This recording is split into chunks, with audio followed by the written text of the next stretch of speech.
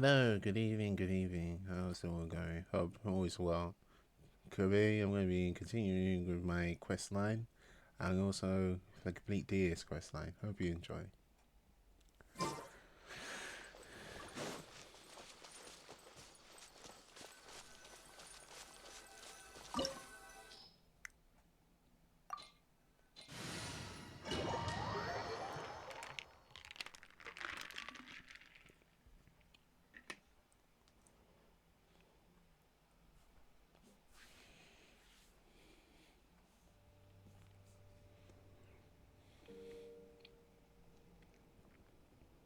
What a ghastly place.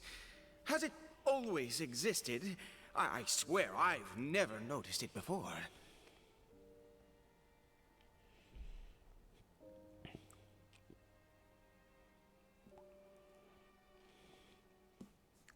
Huh. It looks like they're, worshipping. Sometimes walking, sometimes kneeling in worship, and it appears to be in earnest.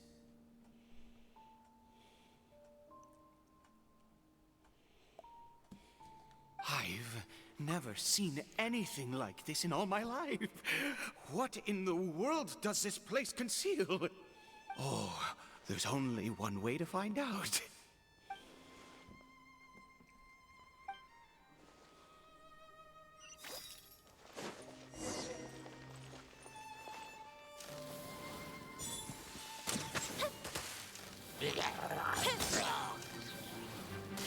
Time for a light show. Umbrella warfare, I guess. Proper send-off from the Spina with love.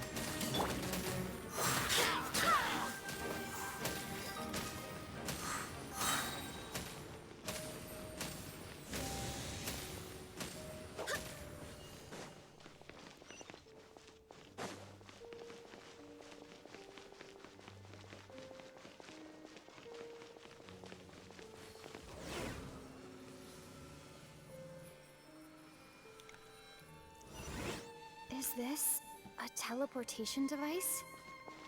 What energy is powering it? Oh, my character's talking.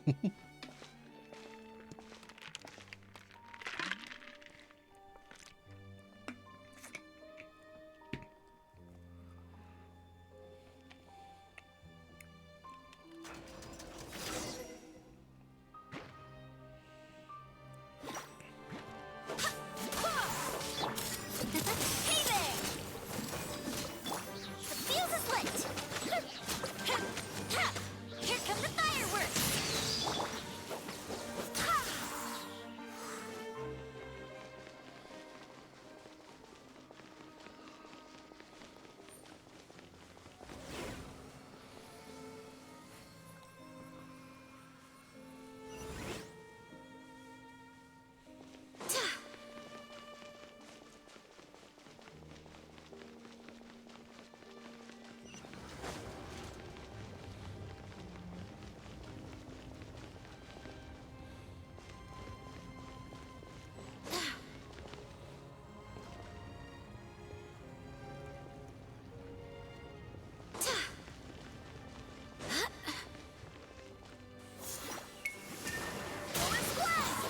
I swear by my sword!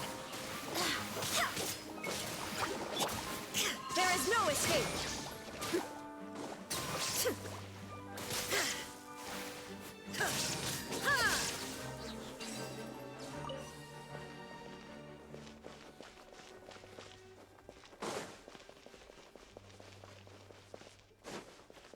Shine down! Coming at ya!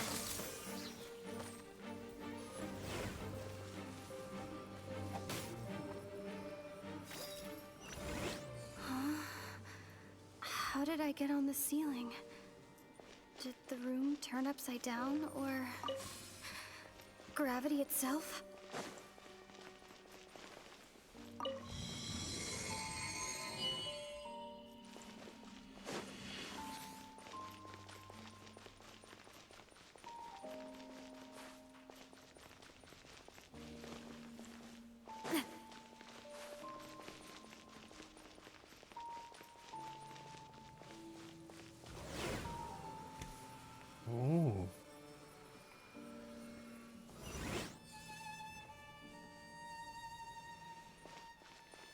Very interesting.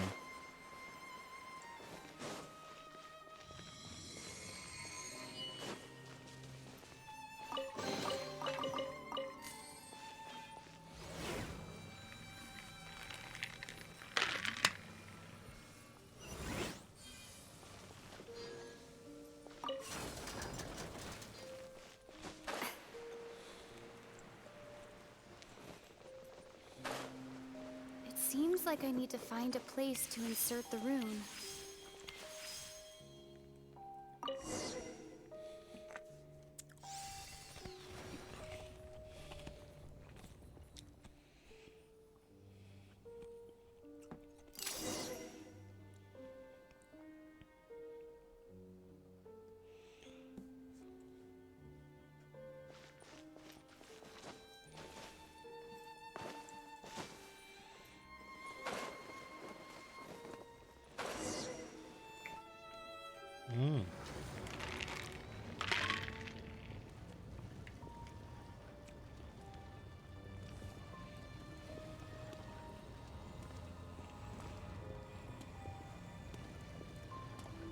Halt, humans!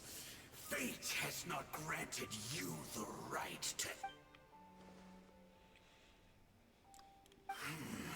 Do you insist on an audience? Very well. Then I grant you the trial. Hiya! Watch out! Desolation!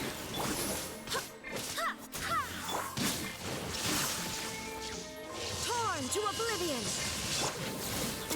Hey there! Fire! Cold suffering! Time for a light show! There is no escape! Barbados, guide us! A festive reprise! Watch out!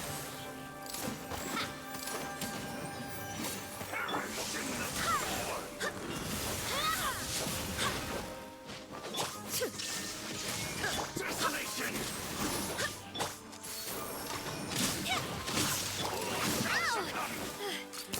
Hey there!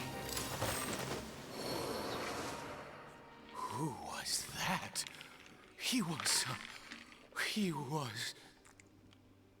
He was a perfect being.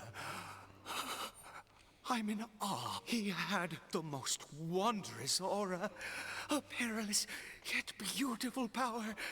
Oh, truly mesmerizing. And yet, you were able to defeat him.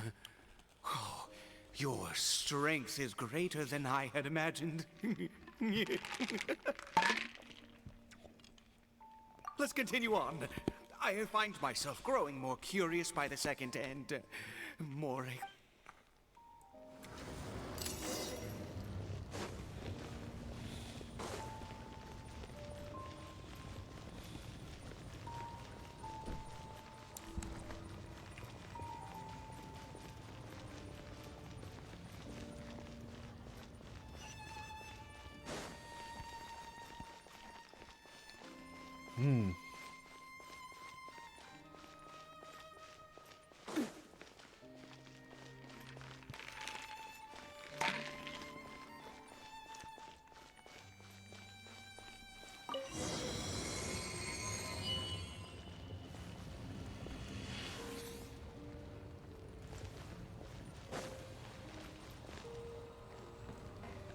I think we've made it to the...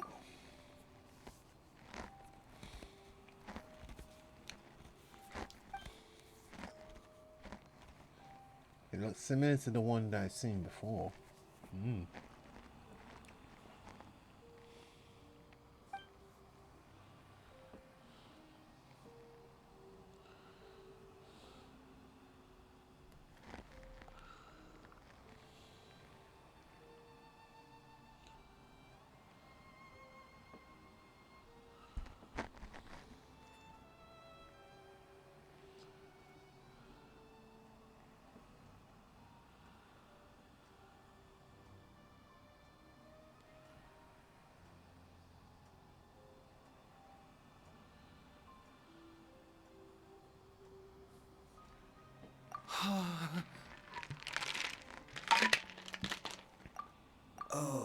dear creature, why do you bow down?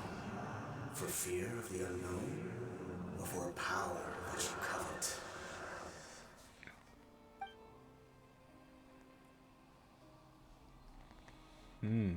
Oh, dear creature, why do you bow down? For I am no god. I am but a sinner. You are like a flower, born in sin, yet pure, spotless. And you need no longer hold back your resentment, nor accept the countless lies. Go forth, become a transcendent one. Rise beyond the fate bestowed upon you. And I shall shed a tear at the end of time, as I gaze back upon your life.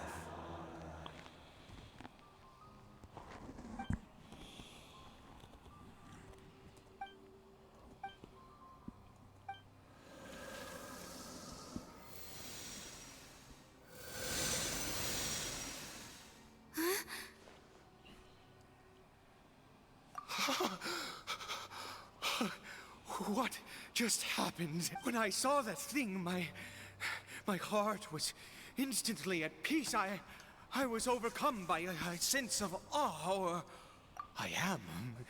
I feel good. In fact, I feel better than I did before I came in here. Oh, is that so? All right.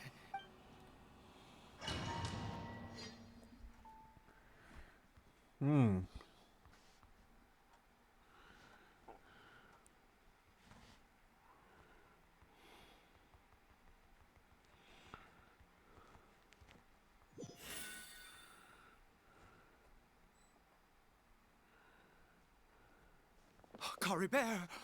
Oh, thank goodness! He's still okay.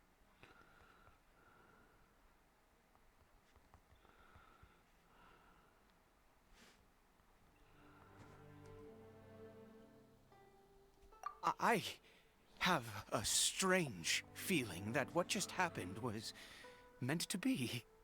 For this to happen, right at the moment when I was dreading worshipping at a statue of the Seven, it's as if fate was calling to me. You say that I bowed before that thing, so perhaps it might be just as effective. Well, I have to try. No matter what, you said it yourself. I have to exhaust all options.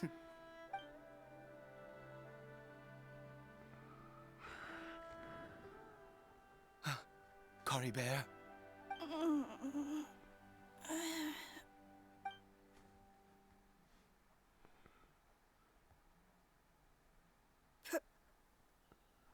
Papa?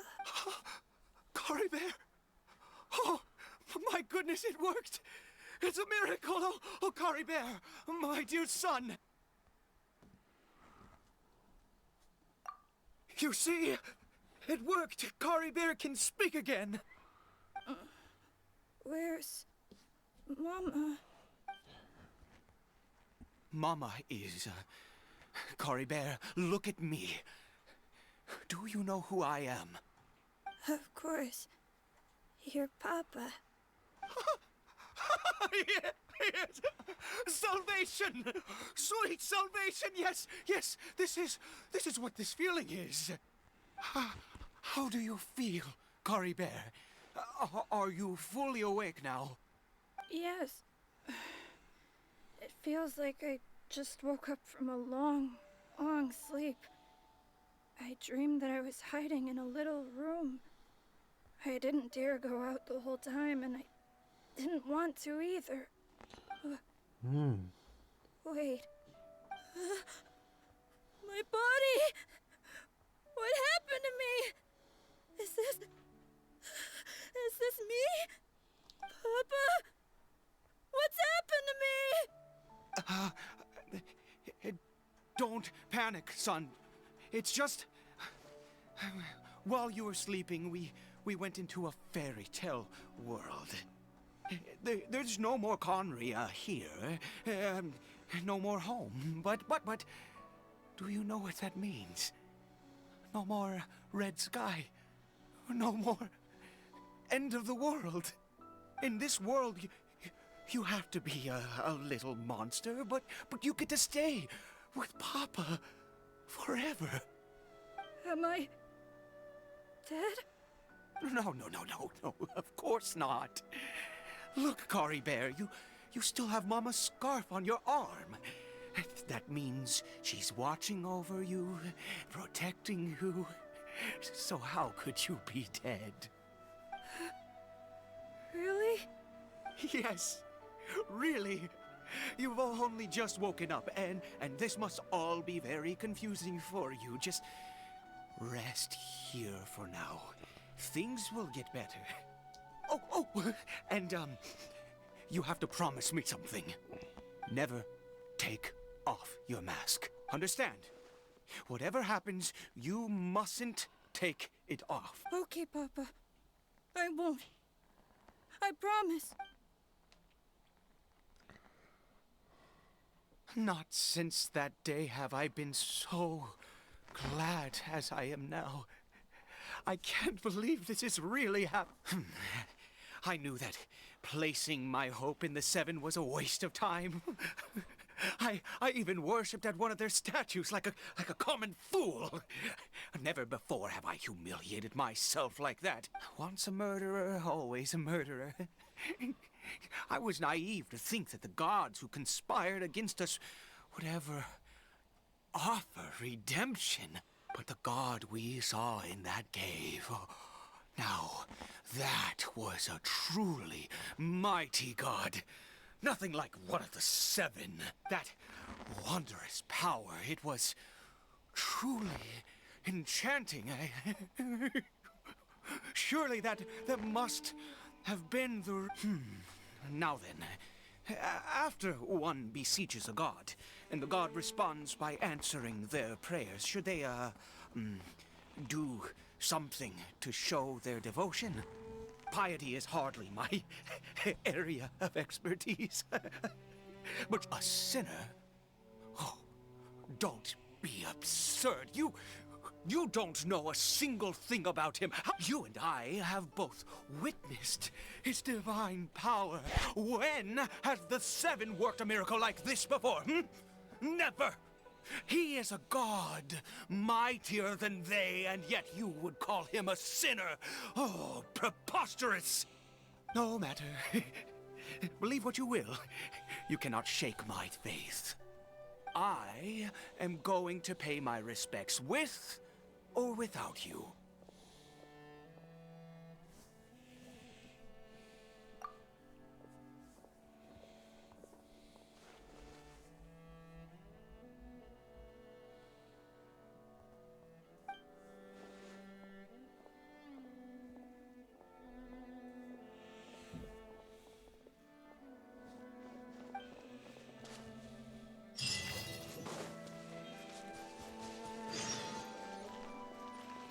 Oh dear, are we about to witness the truth?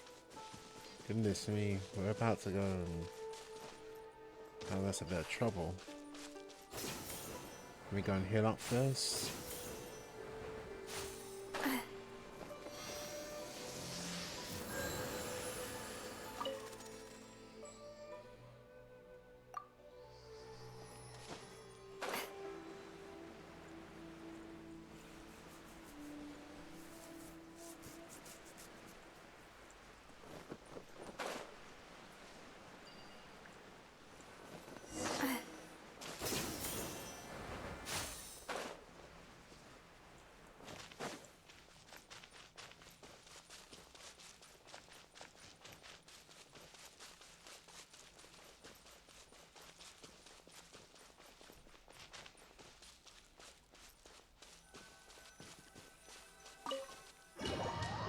Here we go again.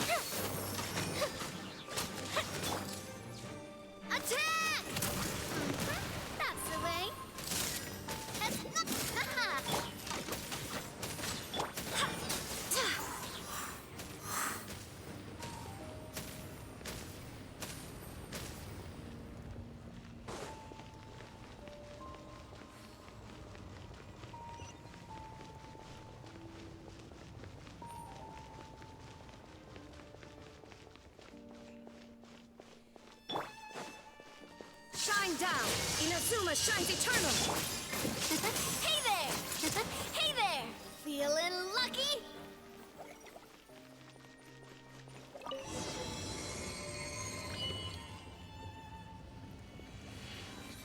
Oh no, we're back at this place again.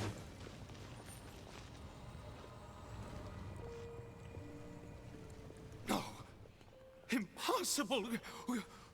What happened? The Hilichurl worshippers have disappeared too. Was it all an illusion? That's true. Yes, it can't have been an illusion. I still feel that awesome and wondrous power flowing through my mind and body. It was neither illusion nor coincidence, and certainly no dream. It was a wonder. Yes, a divine wonder. Let's go, traveler. There is surely a reason for its disappearance, and I do believe that someday in the future, we shall see it again. Could he really have been a sinner and not a god?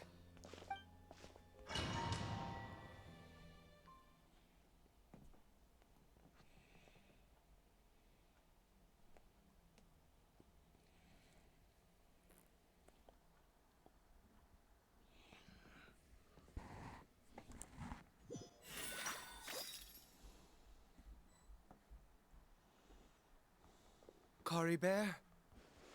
Where has he gone? Oh, no, no, no. Maybe someone else came by and found him?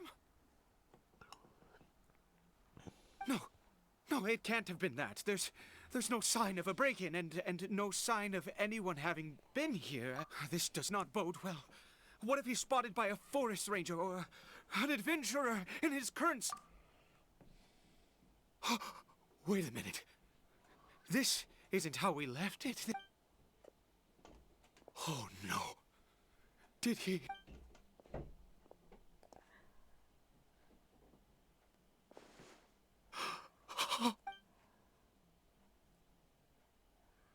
The mirror, it's broken!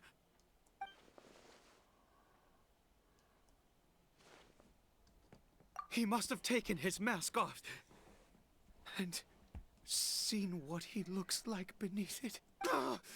If he'd just done as he was told! We have to find him.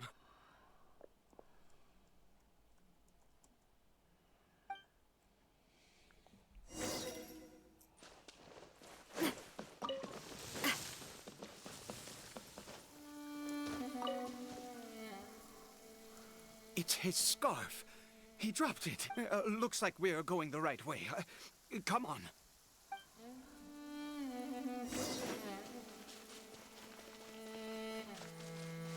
Kari Bear! Kari Bear! Where are you?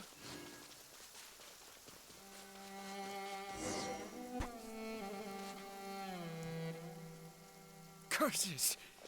Forest rangers. Hey! Who are you?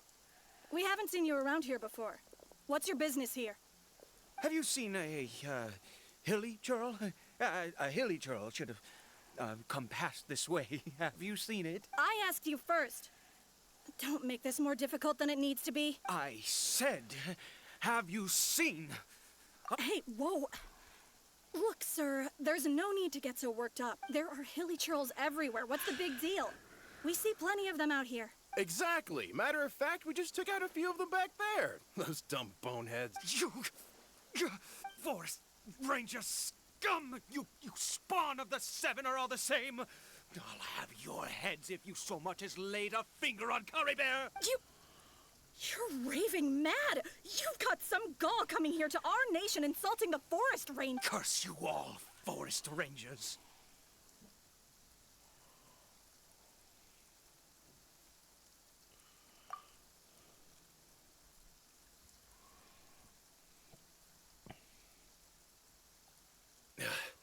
I don't get it. Why make such a huge fuss over a few Hilichurls? Makes no sense.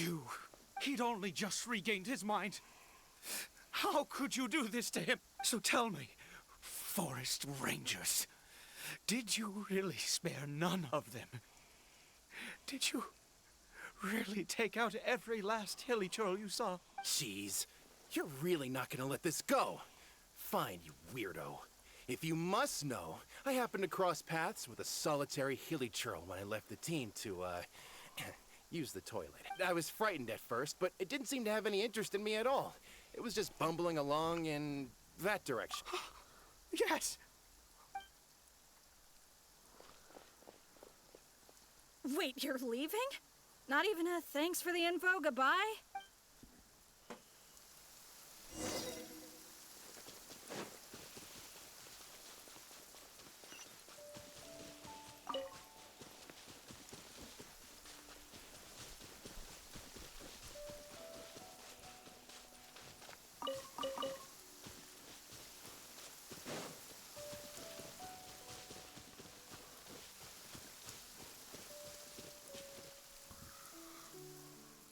Cory Bear!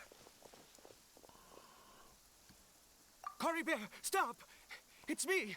It's Papa! Whatever you saw, it was all a trick. An illusion. I told you, we're in a fairy tale world now. Nothing here is real. Please, Cory Bear, come back. It's time to go back.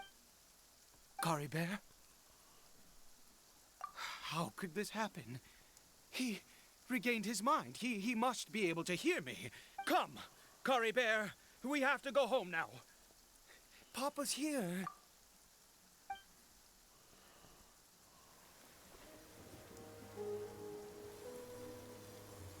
Papa, Cory Bear, Papa, I can't take it. please, Cory Bear. It's my fault. I'm so sorry. If only I'd known. It's all too much. Papa!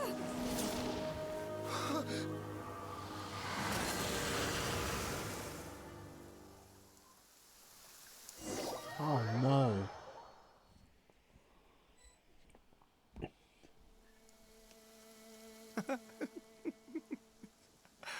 I see.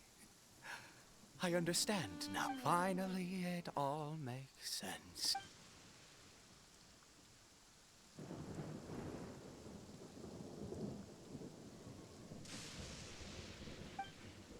Ah, Traveler, you're awake. Finally, we can rejoice together. Wait, no. Why am I still calling you Traveler? Oh, I have known your true identity for some time now. I suspected it was you from the beginning. I had to talk to you to be sure. Oh, of course you haven't. With your status, you can hardly be expected to know all of us. In any case, I've been using a fake name this entire time.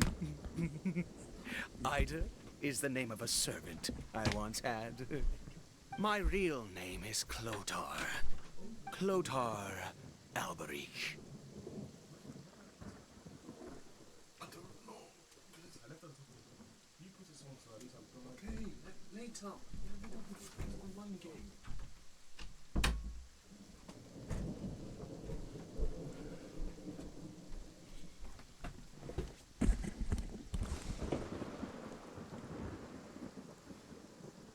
You saw it too, didn't you?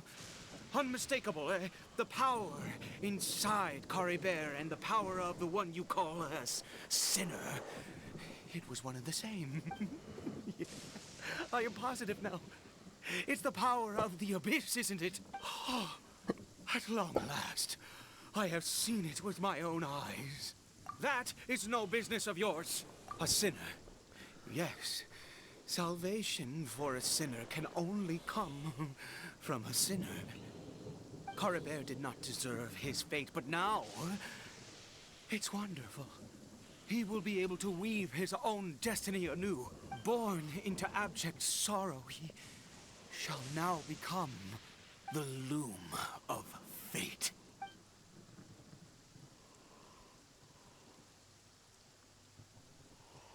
Huh? Sinister. Dangerous. Oh, I never imagined that you, of all people, would deny the Abyss. How ridiculous! We once believed that you would bring new strength and hope to Conria. To us, you were the Abyss. A wondrous mystery far beyond our imagination and comprehension. And the one who controls the Abyss can control everything. We yearned for that future. We looked to you to take us there. But what did you bring us instead, oh Prince of Conria?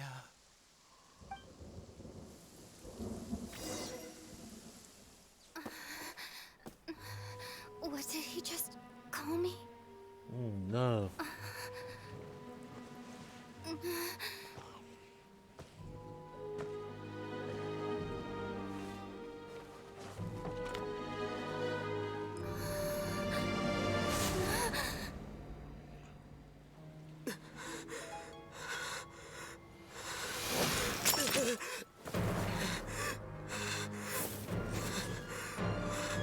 Traveler!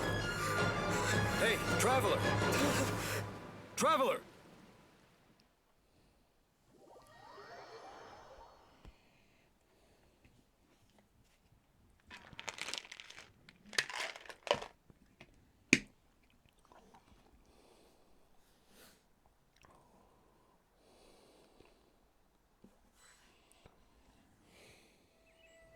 You're awake! Oh, thank goodness you're awake! Paimon was worried sick! Traveler? What happened while you were unconscious? I checked the ley lines nearby. It appears that the Abyss tampered with them, and they've been in turmoil ever since. Information and memories flow within the ley lines. What did you witness? You mean Clotar Alberich? After founding the Abyss Order, his faith in the Abyss led him to do a great many things. But the curse of immortality continued to torment his body and mind. And in the end, neither his faith nor the Abyss he worshipped could save him. After 100 years, he lost his mind completely and was never seen again. Yet his dark legacy lived on. The defiled statue that we encountered previously was just one perverse product of his use of a... You could say that. He wouldn't be the Abyss Order's prince otherwise. Are you alright? You have a troubled look on your face.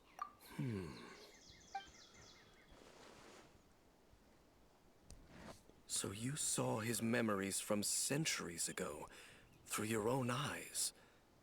It all but defies belief. Still, as I'd suspected, the notion of the Loom of Fate did indeed rear its head during that time. And it seems closely connected to Clotar Alberich's son, Caribert, and what happened to him.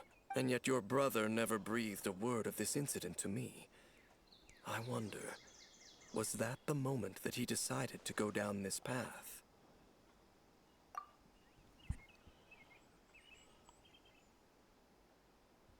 Indeed. Clearly, this series of events sparked a long period of deep contemplation. This was where it all began. What is it? The field? What does that have to do with anything? You mean here? Well... You scared the Duke out of Paimon! Did you rebury them yet? A male and female skeleton, buried together. Interestingly, the male skeleton appears to have been interred much later. And it's holding a silk scarf in its hand. But what does this mean? And how did you know that there were bodies buried here? What? That's impossible, unless Clotar Alberich finally found a way to rid himself of the curse. This all raises far too many questions. I need time to think, and to search my memories for some missing pieces. We should part ways here. Huh? You're just gonna leave? Why? You could come with us, you know. It's better that we split up for now. I think that he might have seen you. Who's he? Yes. I have my suspicions as to his identity. but I need to confirm some other details before I can be sure. If the time is right, I will tell you when we next meet. But what do you mean that he saw the Traveler? How is that possible? I fear that while these things would limit anyone else, they are no obstacle to him. What? Why? What is he? All right, let's leave it there. Get some rest. There goes Dane. And just like that, it's back to being the two of us again. What is it? Huh?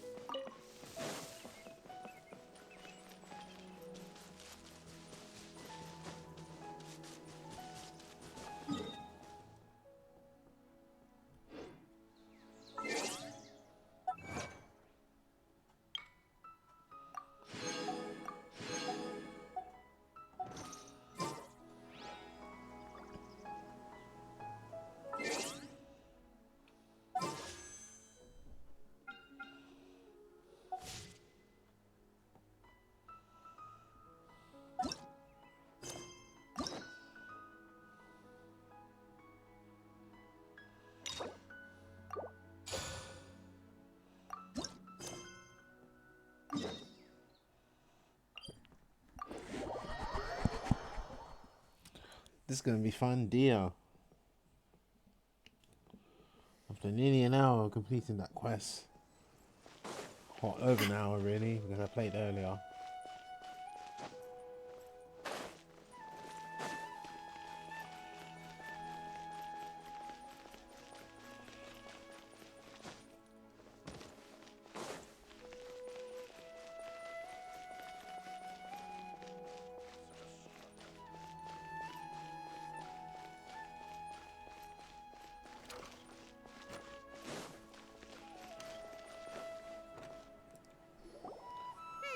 Paimon's trying to remember. What else did we put on our shopping list? Oh, what a mouth-watering smell. Paimon would know the aroma of biryani anywhere. Let's go get some. We can still add it to the list. Well, if it isn't the Traveler and Paimon. Wasn't expecting to see you here. Hello there. Oh, it's been quite a while. Huh. So you two are still hanging out together. Dehya, didn't you say last time that you were gonna head back to the desert? I said I was going to resign from being her bodyguard, not that our friendship was over. We're still the best of friends. The Homayanis also still post jobs from time to time. Their pay is always generous, so me and the other mercs never pass them up. I told Dehya to just stay at our place when she took one of those jobs a few days ago. My parents were delighted.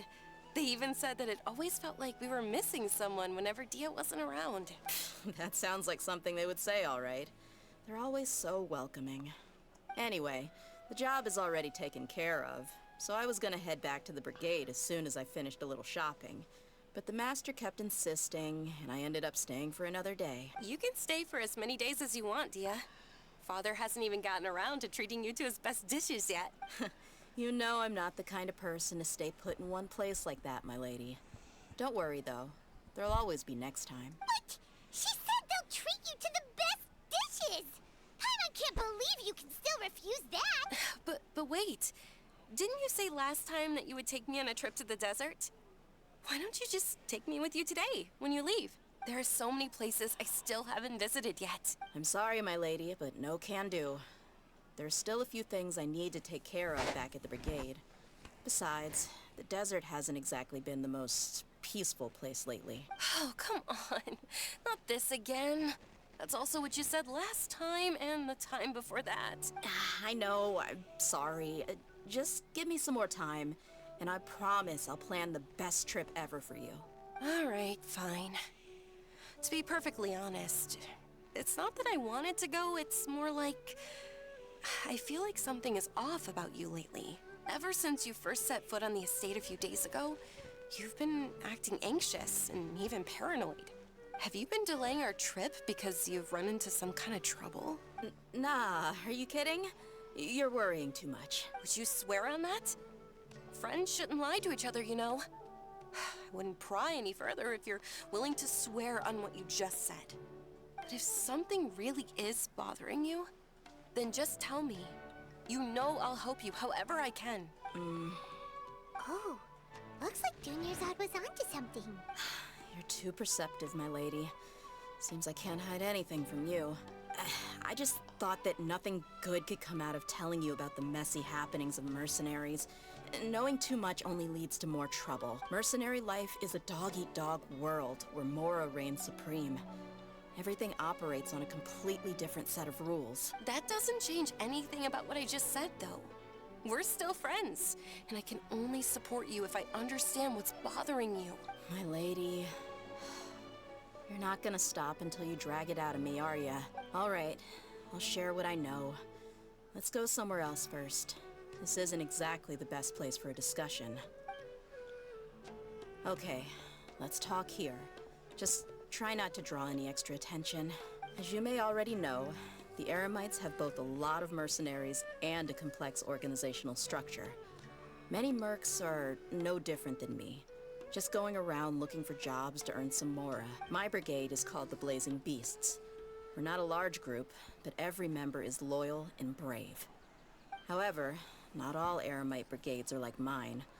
Some are willing to cross all kinds of lines for the sake of mora.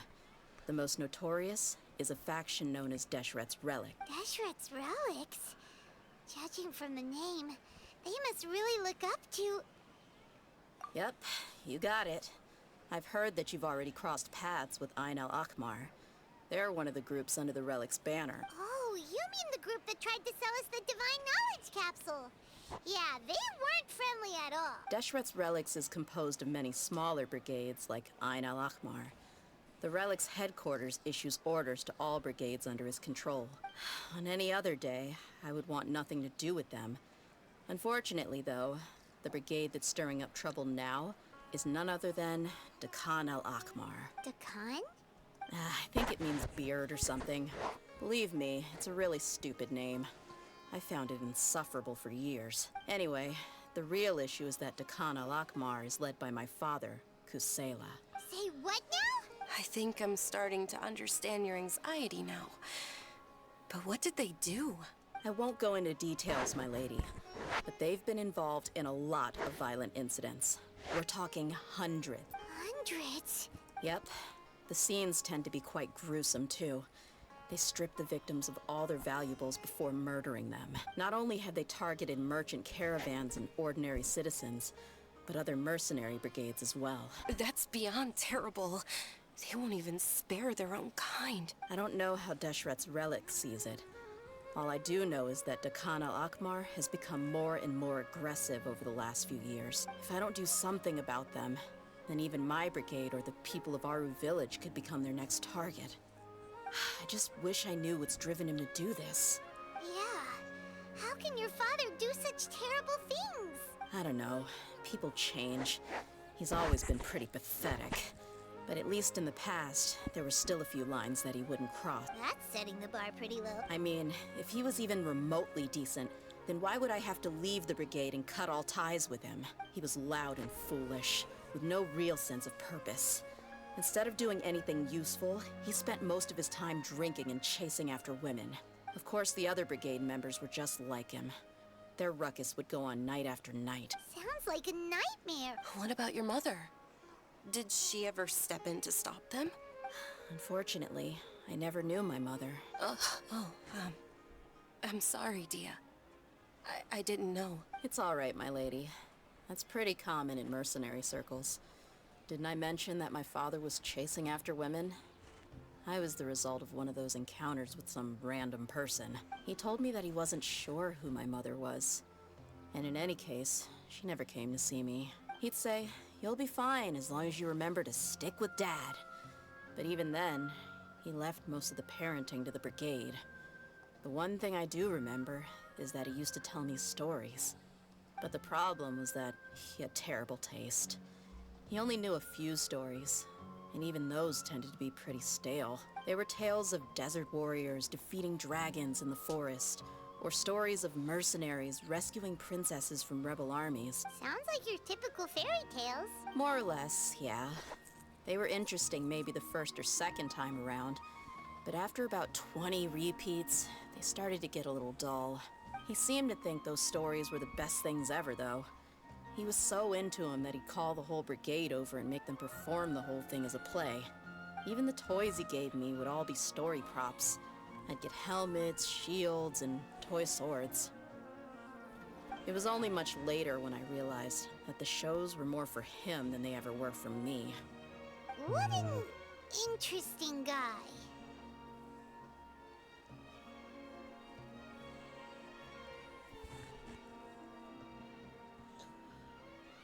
Yeah, I've always found him pretty childish. That was something I could just shrug off. I had no reason to despise him. Until I grew up and learned the true face of Deshret's relics for myself. Looting, blackmail, violence, and fraud. They not only accepted such heinous acts, they would even openly boast about them. No one in the brigade was any kind of hero. Instead, my father and his cronies were more like the bad guys that needed to be taken down. Did they really think that as long as they didn't do any of that stuff right in front of me, I would never know? I think I can understand your feelings. The difference between perception and reality must have hit hard. Yeah, but don't worry, my lady. It's all water under the bridge to me now. I had a huge argument with my father and left that place behind for good. I'm not investigating them due to any bitter feelings I still have towards my father. I just want to protect those that are close to me.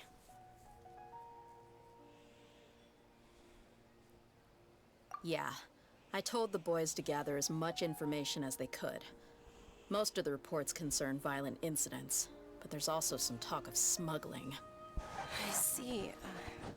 But isn't this investigation incredibly dangerous? It is, but every mercenary lives life on the edge. It's a lifestyle that I enjoy. That may be true, but it'll be impossible for those who care about you not to worry.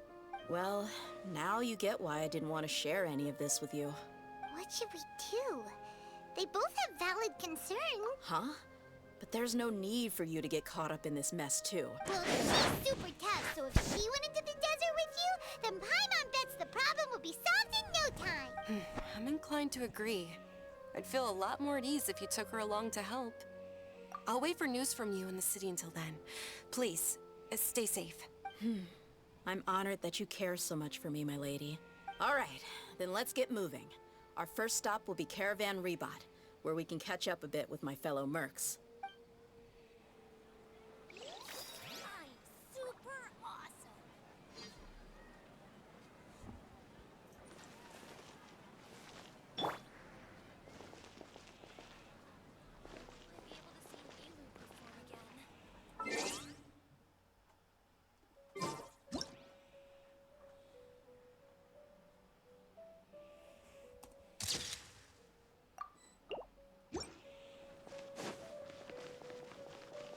I can't even do the quest.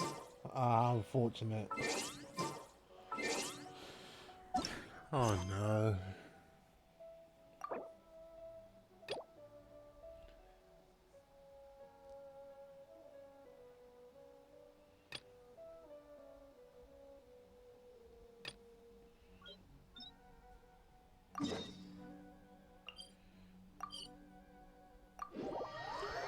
I'm going to take a little bit of a break. Be right back.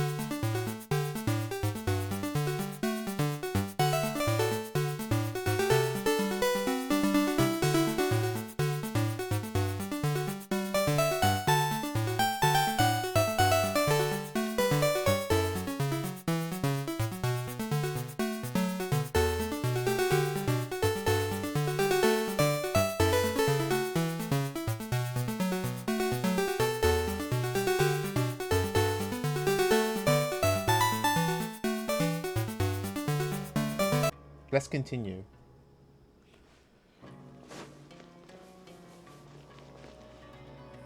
Good old caravan rebot. Now let Paimon think.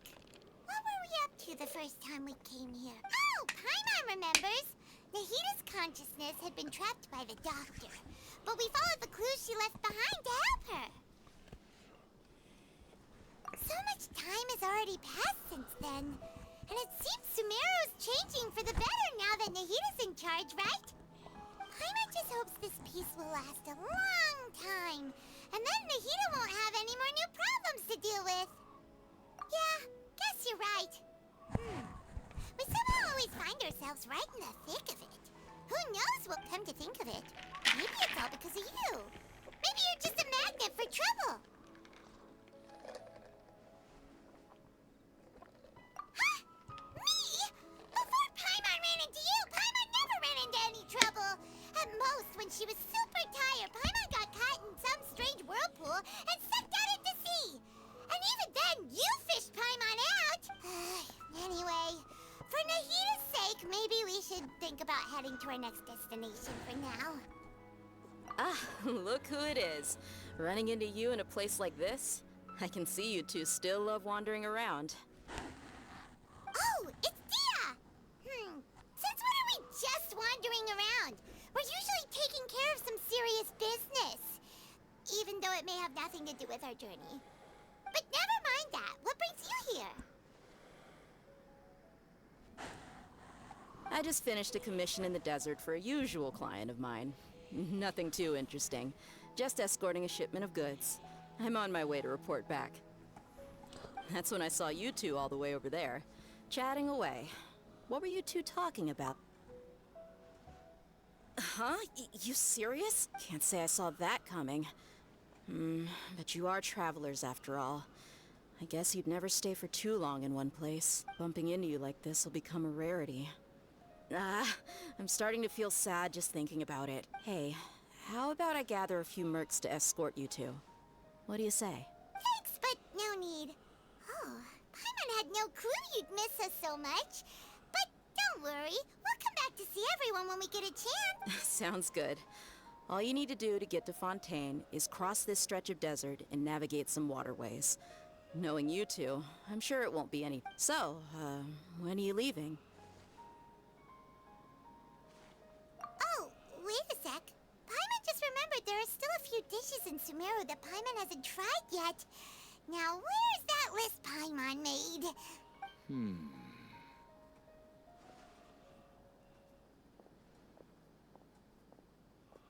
I see. Guess you won't be needing a going-away party or anything. It's sad enough to see you go like this. Though, now that I think about it, Sumeru wouldn't be what it is today without you. Seems true heroes always prefer leaving quietly. By the way, should we go say bye to Nahita? Oh, good point. Then there's no need to bother her in the real world. Then, I guess this is goodbye for now, Traveler in Paimon. Whether as a client or a friend. Goodbye, Dehya. Bye-bye, Sumeru.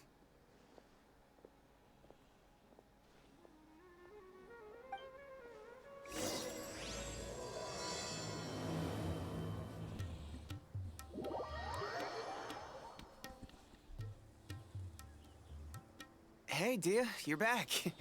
Are these two friends of yours?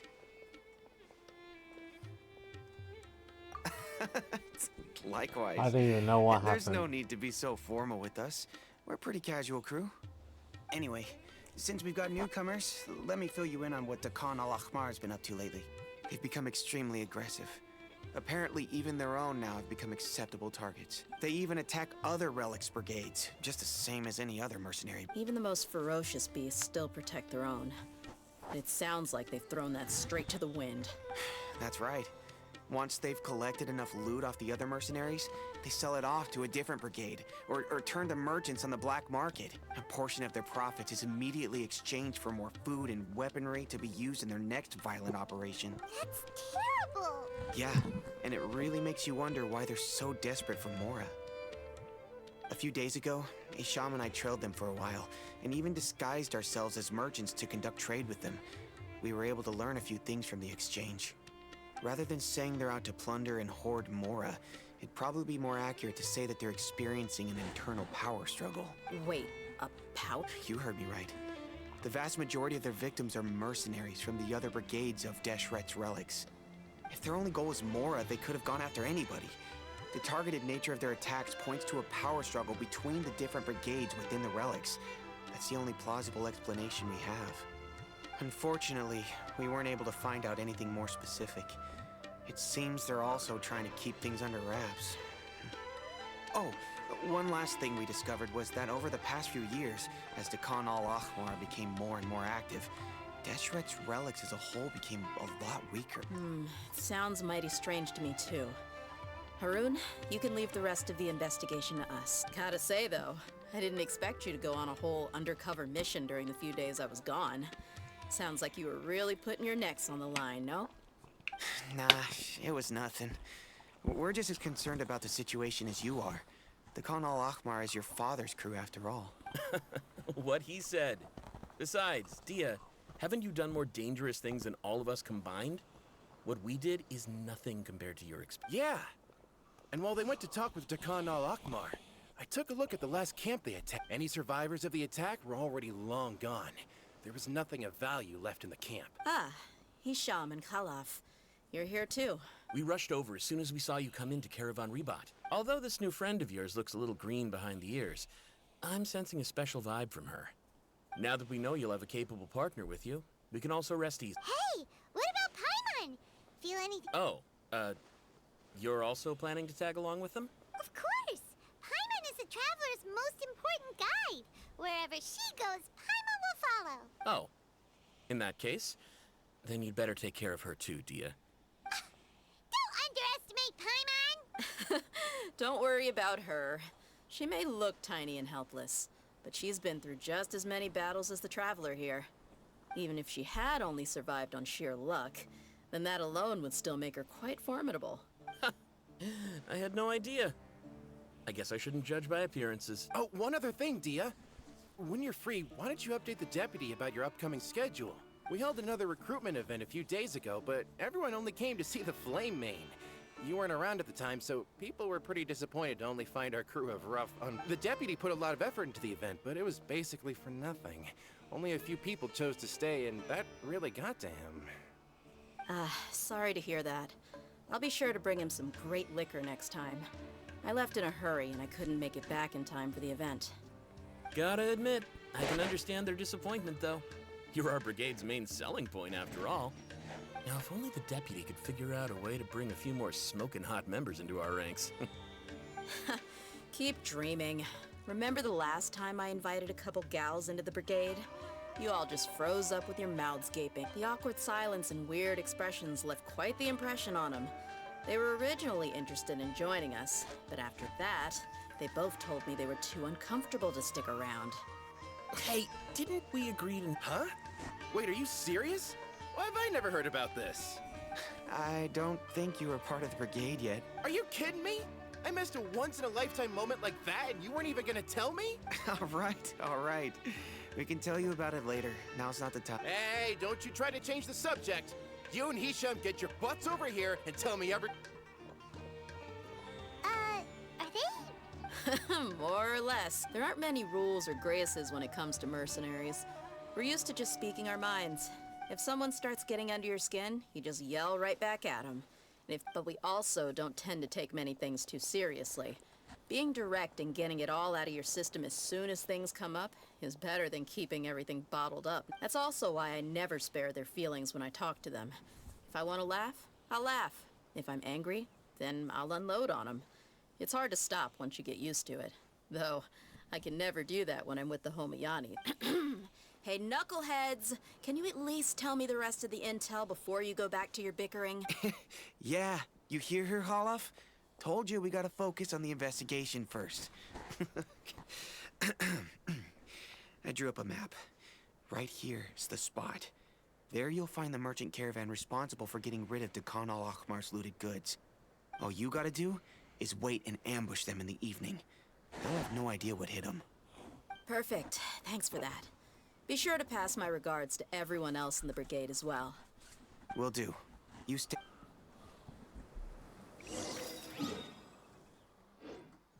Alright, be right back again. Just need to do something quickly.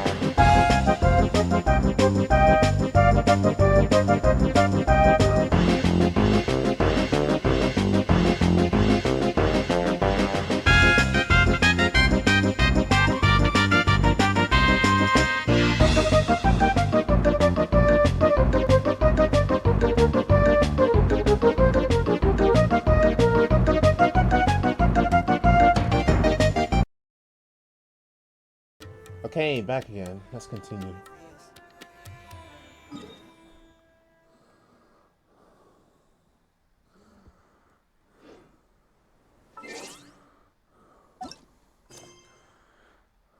Oh dear, am I doing a little bit too early?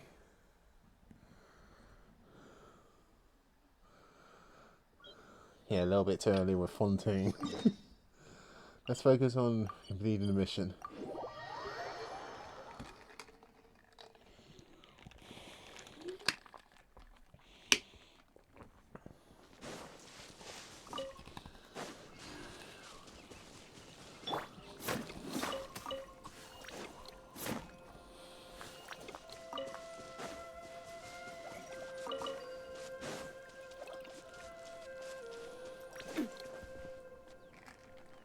This should be the place. Let's find a spot to hide and bide our time. It's gonna come down to a fight one way or another, so let's all be careful. No need to worry. She knows her way around a fight. I'm not worried about that. What I meant is that we probably shouldn't go too hard on the enemy. After all, we still need to get information out of them.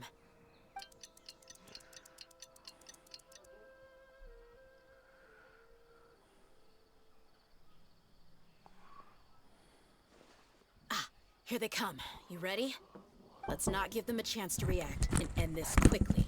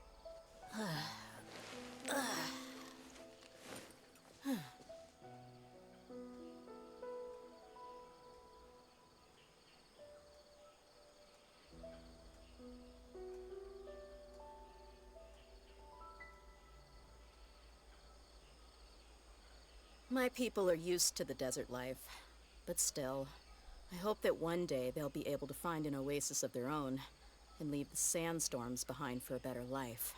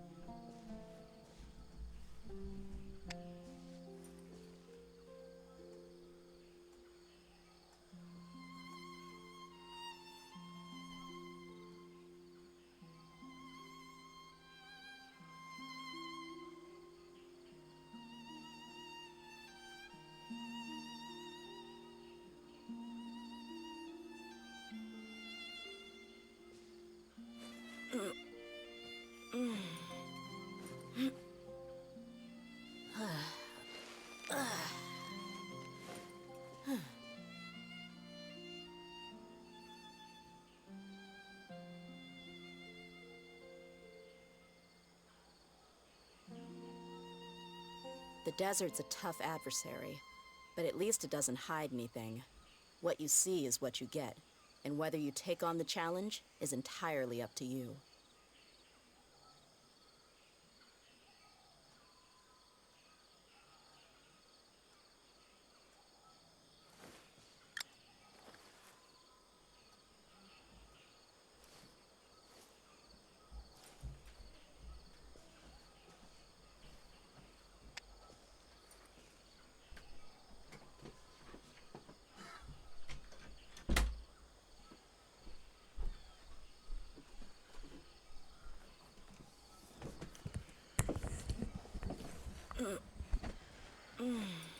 Alright, let's do this.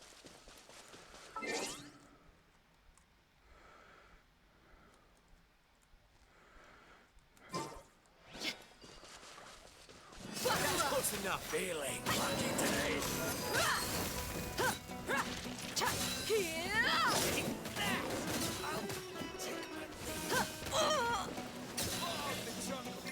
Where do you think you're going? I'll be back. Go as planned! Wait, hear me.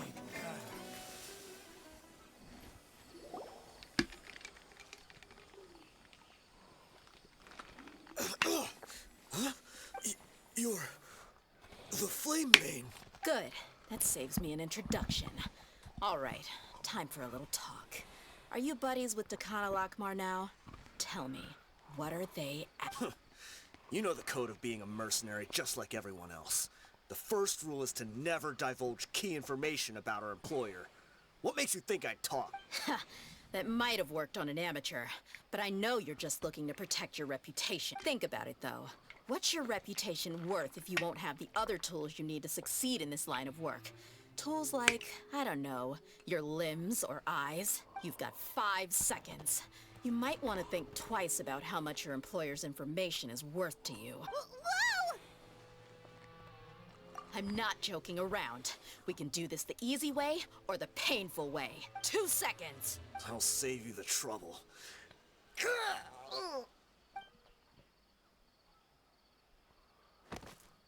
Huh? Are you crazy? He tried to bite off his own tongue. Quick, search the area for any first aid supplies. I definitely didn't expect him to go that far.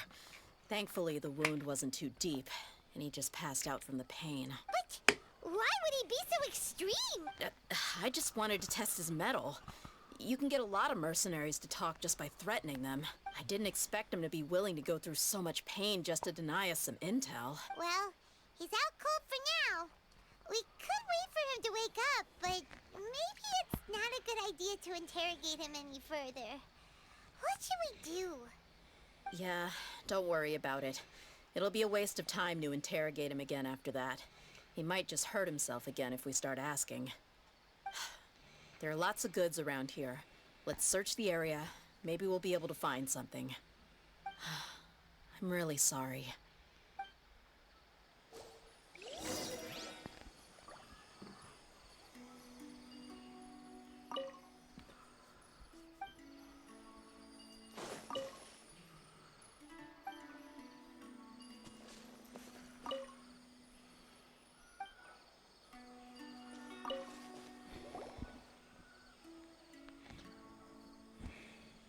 We found a piece of paper with a bunch of names on it.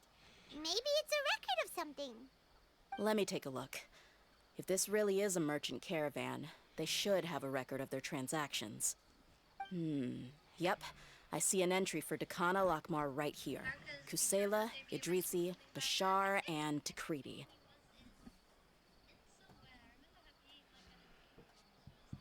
All familiar names. Dakana Lakmar has been trading for a hefty supply of food, weapons, and medicine. It seems that in the past, they used to receive some canned knowledge as well. This caravan is just one link in their logistics chain. Once in the rainforest, the caravan will exchange the looted goods for Mora, and the funds will then be passed to a specific person. That person will then pack the caravan full of necessary goods, which will then be brought right back to Dakana Lakmar. Wait, why is there no Mora value recorded for the final transaction? No value? Yeah, every transaction before the last one was marked with an exact amount of Mora, but the final one, where they paid for everything to be brought back to the desert, was simply marked as delivered. Perhaps. But they couldn't have known how much they would make off selling the loot. Do they not care about profit margins at all? Anyway, the next part's the records of the goods themselves. There are a lot of entries. Everything was probably sourced from the rainforest. Huh? What's wrong? Shahzaman Homayani? Homayani? You mean Dunyarzad's family? Could it just be another family with the same last name? I'd be surprised to find someone with the exact same first and last name. Shahzaman Homayani is Dunyarzad's father, and the head of the Homayani family. Just what the heck is going on here? I'm sorry, you're right. I'll consider what we found and not jump to conclusions just yet. But what this piece of paper confirms is that the Homayani family has been providing goods to Dakana Lakmar. What if the Homayanis have been kept in the dark and don't know they've been trading with Dakana Akhmar? That's a possibility, but if that was the case, why is this caravan specifically named Shahzaman as their person of contact? They could have just as easily bought goods such as food and medicine directly from Caravan Ribat or Port Ormos.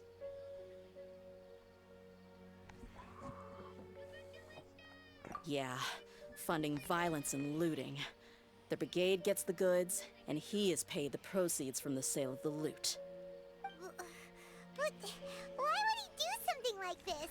It's not like the Homayanis are in need of money. I honestly have no idea. I've been to their estate many times, and I've never noticed anything suspicious. The only potentially large expenditure I could think of would be the treatment costs for Dunyarzad's Elazar.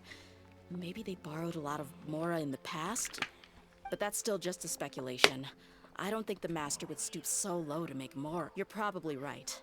I know my lady's personality, and she wouldn't deliberately keep something like this from a— But What should we do now? All we found is just another mystery.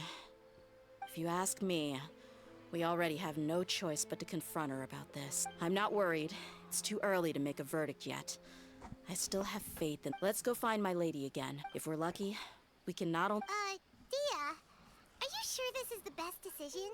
What if instead of getting the help we need, we just end up revealing everything we've discovered to the enemy? I've considered that possibility. But even still, I want to tell her what we found. I think I owe her that much. True friendship is built on trust. She showed genuine concern for me when we first brought up the topic. I can't repay her kindness with doubt and suspicion. That's not how I deal with people. You're right. Paimon wants to trust Dunyarzad too. Yeah. Let's...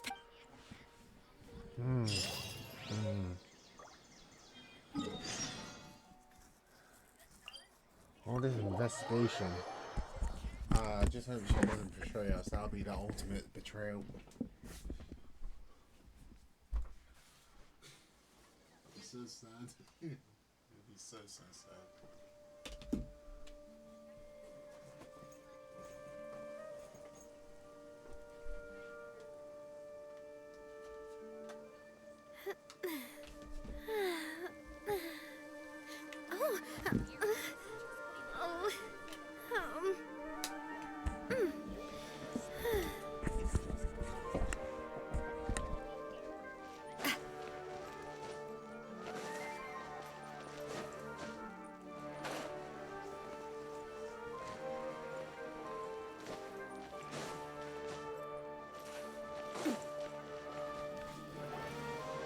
We're back, my lady. Oh, you're back a lot sooner than I expected. You mustn't have run into any trouble then. Well, how did it go? What did you come up with? Actually, we're still investigating. It's just that we've discovered something strange. I see. The clues you found have led you back here, in the city? Something like that. Yeah. You all look a little dispirited. Whatever you found must not have been very encouraging after all. Why don't you discuss it with me? Maybe I'll be able to say something to cheer you up? It's okay, my lady. It's not so much about me being upset with my father or anything like that.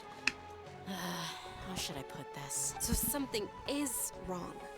Even the Traveler and Paimon have been uncharacteristically quiet. On any other day, Paimon would have already waved to me with a smile and shouted, Dunyarzad, we're back!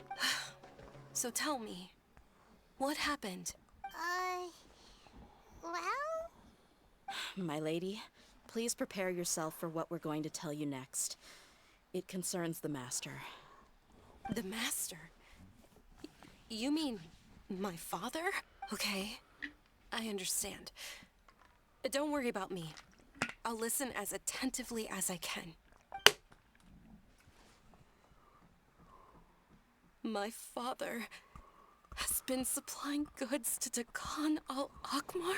Yeah, it makes as little sense to us as it does to you. I've never doubted the Master's integrity, so I'm having a real hard time rationalizing how he could ever support an infamous brigade like them.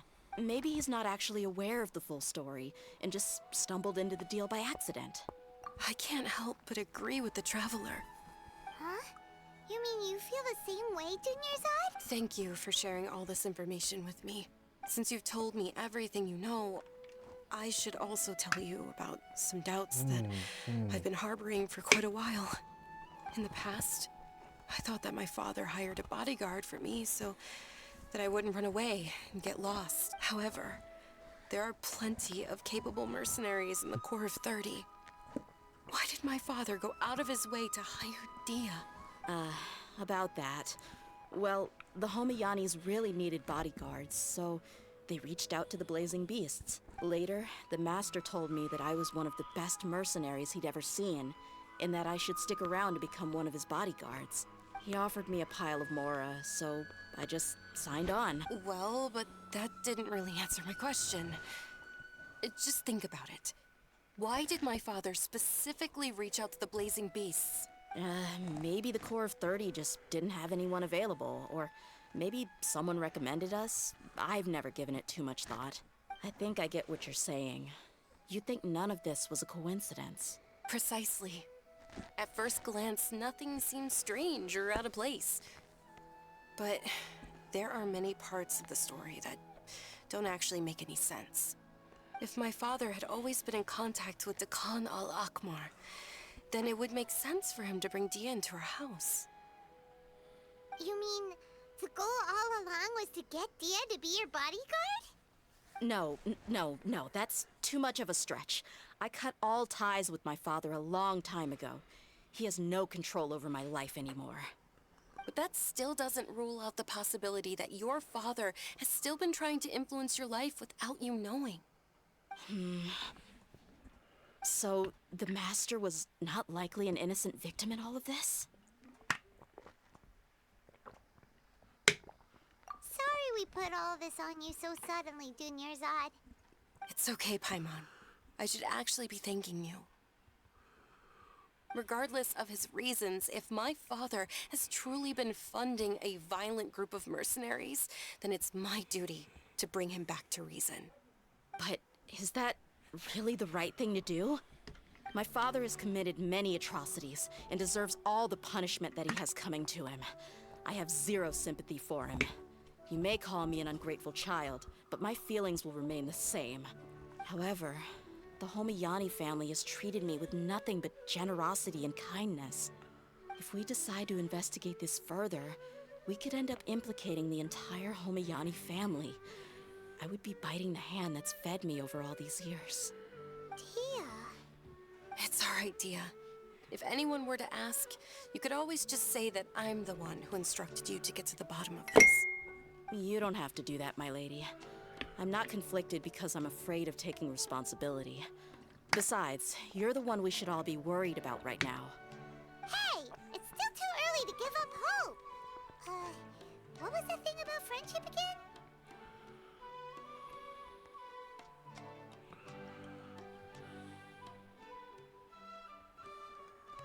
Right, yeah, trust! You said that yourself, Dehya! Besides, there's no point on getting all riled up before we've confirmed all the facts!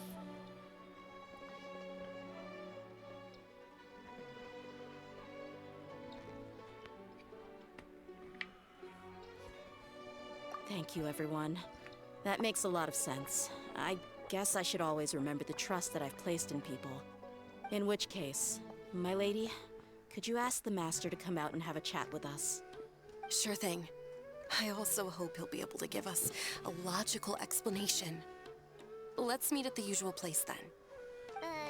Usual place? Ah, right!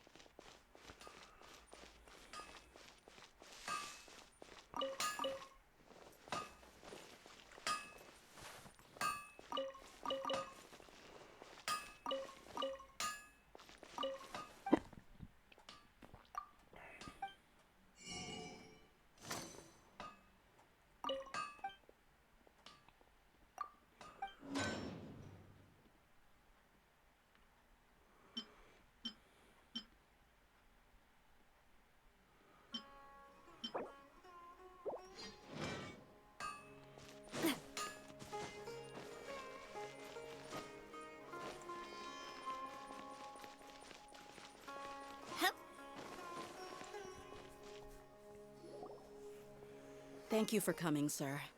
Please allow me to introduce these two.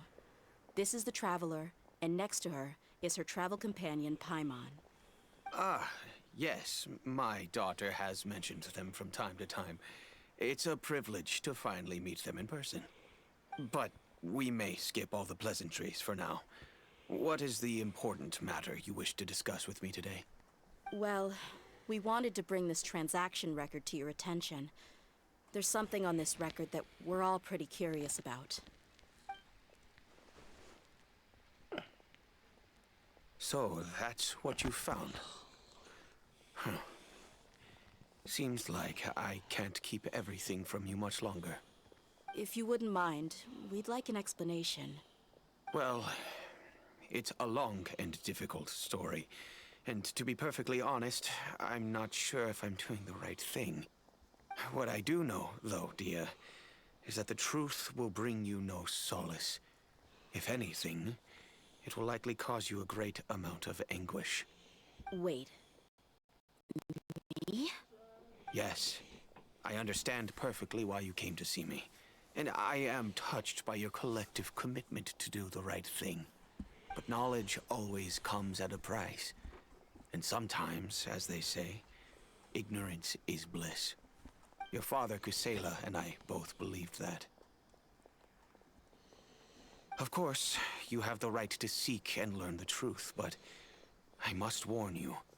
The facts of this matter may reduce everything you've built for yourself into sand, blowing in the wind. If you must proceed, then Kusela's heartfelt efforts will also fade into the wind like a fleeting mirage. His heartfelt efforts? I'm sorry, sir, but I'm not sure I follow. I've made it this far in life without a single drop of my father's support. I have my own ideals and ways of looking at the world, as well as people and causes that I've chosen to cherish and fight for. None of these things have anything to do with him. I came here today to support you as the head of the Homayani family. No warning will change my stance on that. I understand. Then let me tell you a little story. Our family once needed to take a trip to the desert when Dunyarzad was just a baby. Along the way, we were attacked by bandits. They had superior numbers and quickly overpowered our bodyguards. When all seemed lost, a group of passerby Eremites lent us their support. Those Eremites were Kusela's brigade, Dakan al-Ahmar. Kusela's men told me that the attackers were Eremite mercenaries, just like themselves. I was shocked. Why would Dakan al-Ahmar go so far to save us and not spare the fellow Eremites? Kusela was grinning and walked over to play with baby Dunyarzad. She was startled by his unfamiliar face and nearly started crying. Really? I never knew. He said that he had no particular reason to help us. He just took pity on us because he had a daughter about the same age. We started talking about our children, and I sensed that he was a devoted father. To repay his kindness, I hired his brigade to help out at our estate for a time, and offered everyone generous remuneration. So, that's what happened. It was many years before I saw him again. I almost didn't recognize him the next time he came knocking on my door. The man I knew to be strong and healthy had been reduced to a shell of himself. So, what happened to him? He was perfectly fine when I left the brigade. I'm not too sure myself. The only thing that didn't change was his cheery disposition. He said there was absolutely nothing to worry about, and that he had gotten into a fight. That was all. He then suddenly asked me if Dunyarzad, now that she had grown, would need a bodyguard of her own. At the time, Dunyarzad was going through a particularly severe bout of her Elazar. There was no need for her to have a bodyguard when she could barely leave the house. But he kept coming back to the topic. Come on, it never hurts to be safe. How do you know a bodyguard won't come in handy one day? I was completely lost at first, until he recommended the Blazing Beasts, and in particular, a mercenary named Dehya. So he was the one who recommended Dehya to you. Indeed. He didn't say it out loud, but it was clear that he saw Deshret's relics as an evil group who would eventually corrupt every member in their ranks. He was already beyond redemption, but he hoped that he would be able to detach his daughter from the vicious world of mercenary life. If Dehya could stay in my house and keep working as a bodyguard, then gradually her affinity for the desert would decrease, and she'd be able to leave her previous life behind. And that's why you offered her such generous compensation? Yes, but not just because of that. From the moment that he asked me for that favor, I also began to see Dehya as my own daughter. And that's also why I tried to persuade you to stay when you asked for permission to leave. I was willing to spend however much it took. Kusela saved my daughter and me all those years ago in the desert. I could never refuse him entrusting his daughter to me. He was always like that, acting like he's oh so smart and self-righteous. Kusela said that he'd reimburse me for a portion of Dia's fees. I refused to take any mora from him, but he'd always send me funds anyway. Eventually, I just accepted them as a token of his gratitude. And that went on for a while until I received another letter from him a few years ago. The letter contained a request to help him buy food, weapons, medicine, and even explosive materials. Wait! Isn't that around the time that Dekano Akhmar started becoming more aggressive? That's right. When I started to hear some nasty rumors, I became wary. I wanted to meet him face to face to discuss things. But by then, he was no longer receptive to my requests to talk. If I had to guess, it's probably because he doesn't want to put Dehya at risk. That thought occurred to me as well. I figured that he probably came to me for help because he had nobody else to turn to. After some deliberation, I decided to send him some food and medicine. I turned down all his requests for explosives and weaponry. I am aware that even such a reduced gesture of support could lead to others coming to harm, but I could not simply reject his plea for help. In the end, it probably was the wrong decision. I plugged my ears to the rumors and just chose a solution that made me feel least guilty about myself.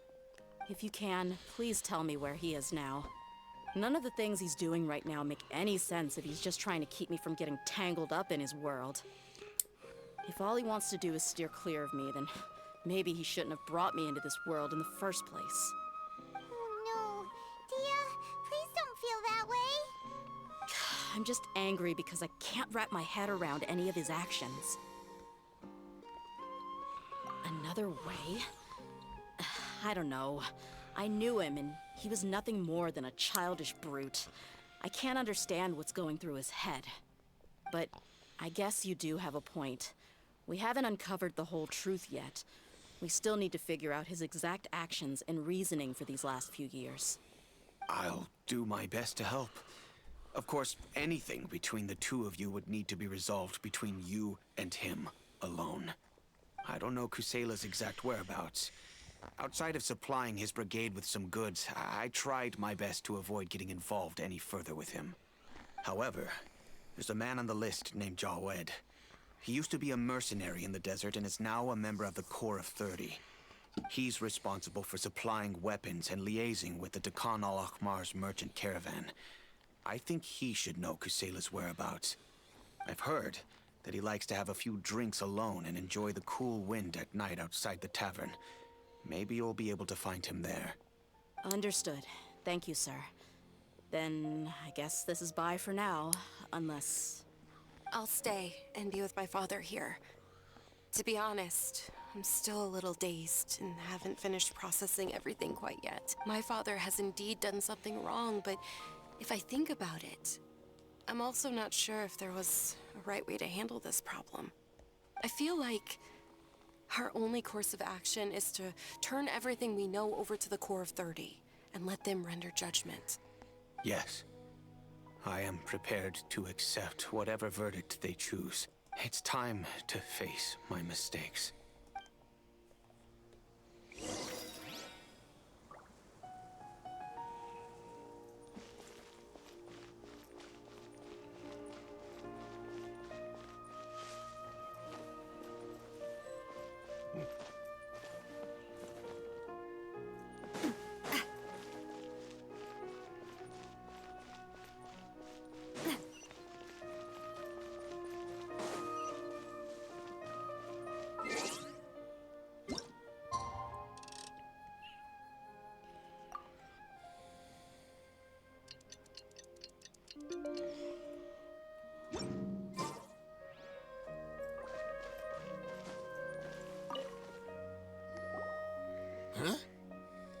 you got? I know what you've been up to. Smuggling weapons to violent brigades in the desert while working for the Corps? Pretty bold, if you ask me. Shh! Keep your voice down. How do you know all that? Come with me. We should take this elsewhere. I'll be happy to talk things over once we're somewhere private.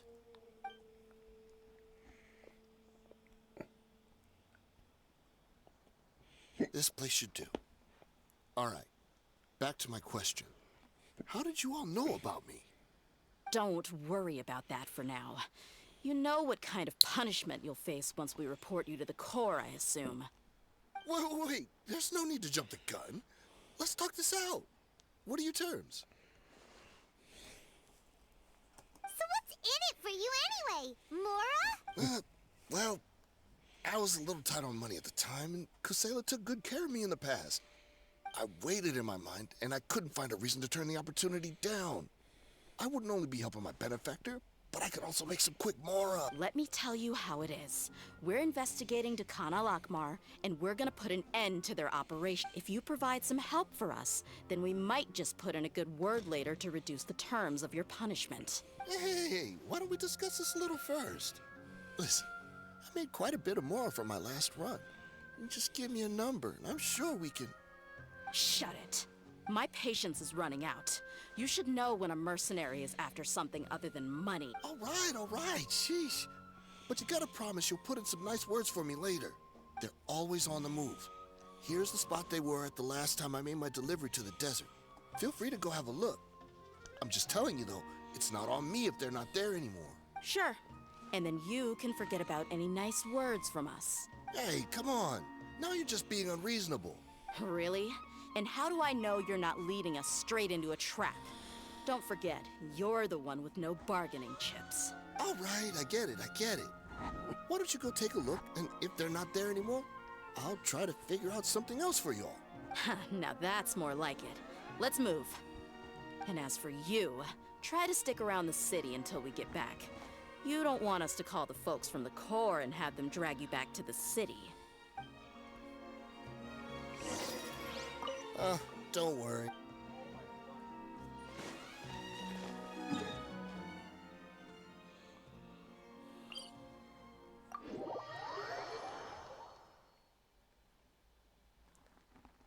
Very interesting, this story. Sunglasses are great at keeping the sand out of your eyes so you can see your way. Except at night. Then you can't see anything at all.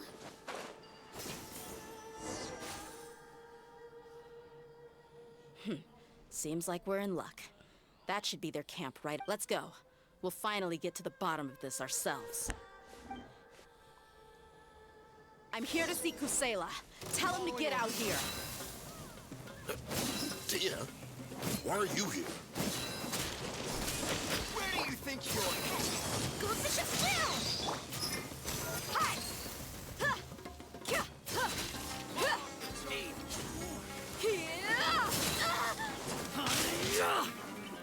Let's get it on! Where do you think you're going?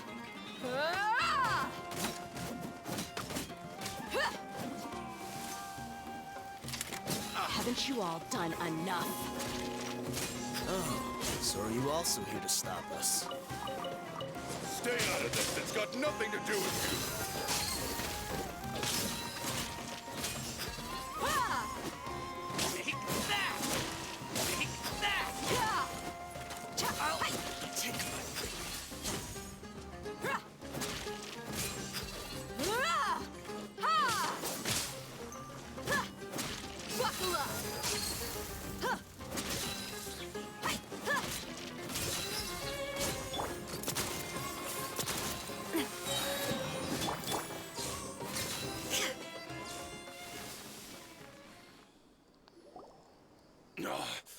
She's so strong. Enough fighting. We all know each other, and I don't want to take things too far. Just bring Kusela to me. There's no use hiding him anymore. Did you understand a single word I just said? Or do I need to bash your skull in some more? All right, everyone, let's all just calm down for a sec. Dehya, the boss can't come out and see you anymore. He died a long time ago. What? Seems like you've been out of the loop for a while. Guess that's for the best, though. At least, that's what the old man wanted. When did he die? What happened to him? A few years ago, Kusela broke up Dakan al-Ahmar and went to the Deshret's Relics headquarters by himself. So is that when you guys started acting up? We would prefer to call it taking revenge. Every last person in Deshret's Relics must pay in blood for what they did. Let me start from the beginning. Dehya, do you know how the head of the Relics maintained order internally? Overwhelming strength and unquestionable authority? Those were a part of it, yes. But just those on their own weren't enough. They had another tool at their disposal. They called it a person's record. Regardless of whether they joined by their own will or were coerced, every person in Deshret's Relics were forced to leave a record of themselves at headquarters. Whether it be their deepest sin, some unforgivable act, or their most immoral exploit, the record served both as a symbol of loyalty and the perfect material for blackmail.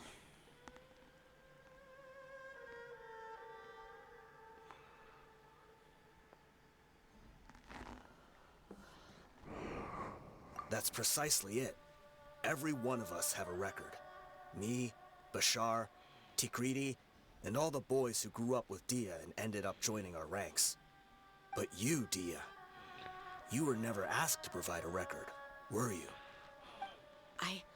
I never even knew this was a requirement. You were probably the only person in all of Deshret's Relics who didn't know about it.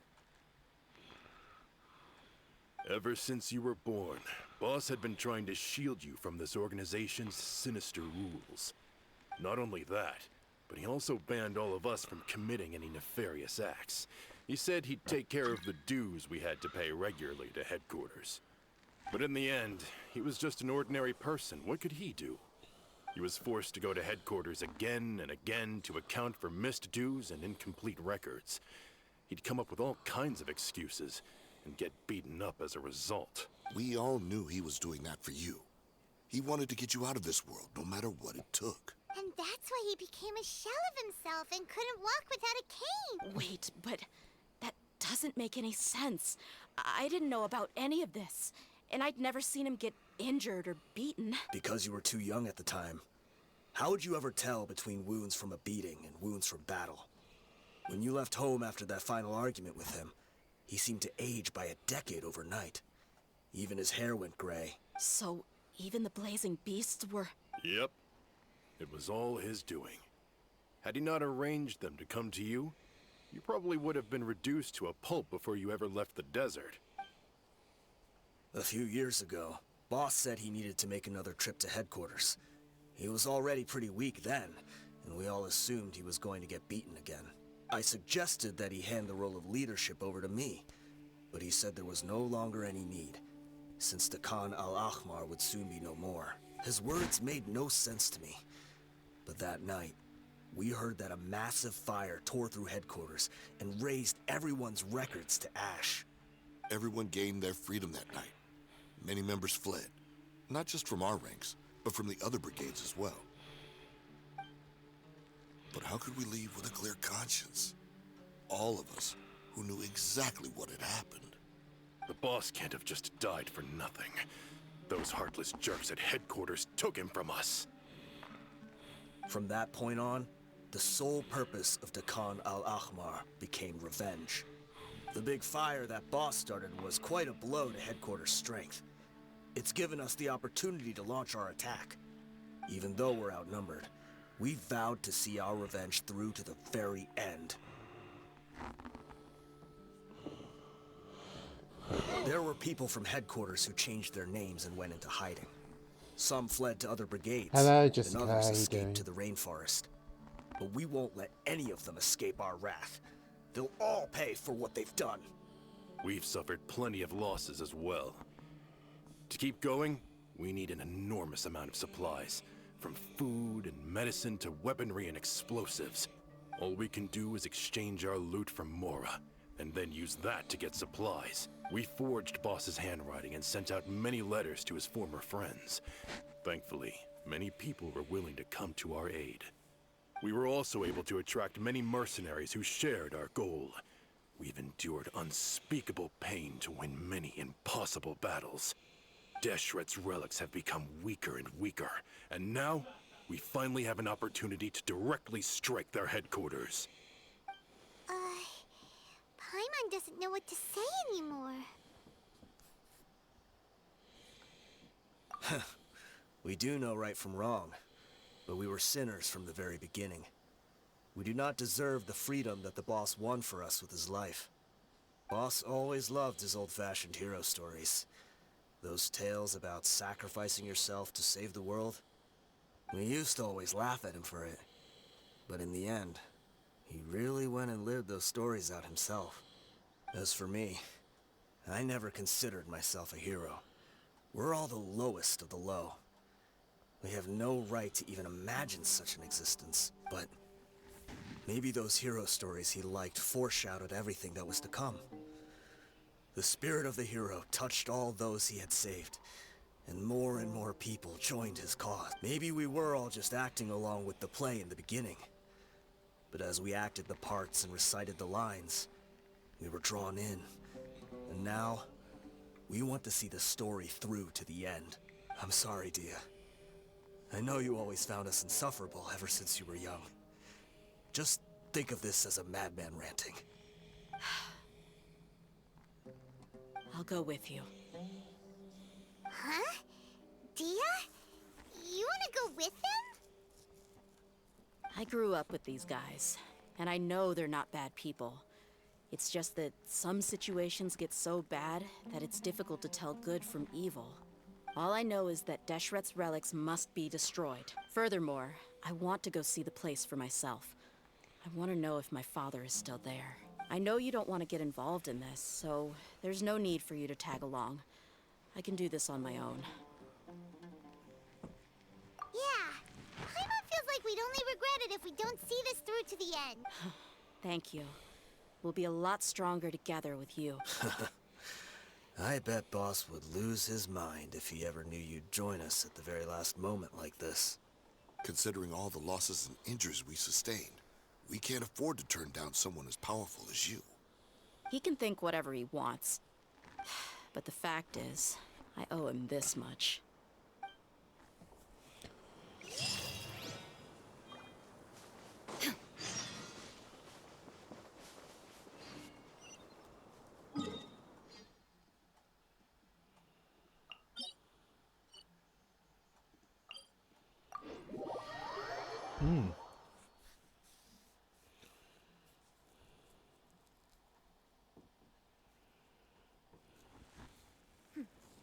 Clear skies can do nothing to hide the brilliance of lightning. Divine bolts can strike even in the absence of rain. Do you see that tree? Wait, you understand? So, demonstration is not required. Good.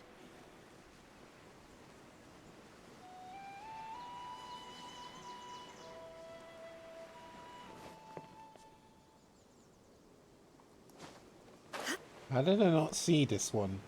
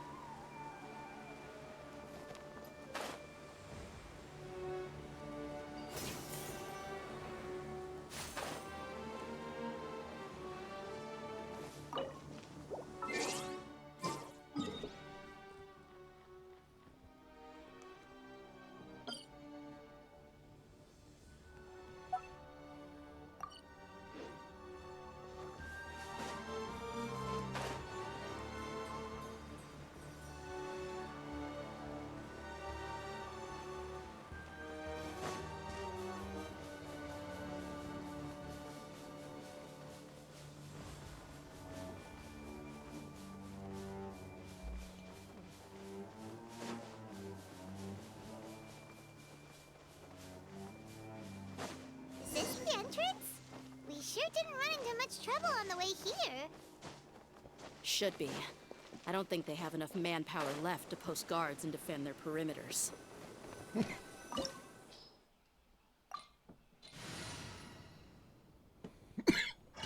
Excuse me.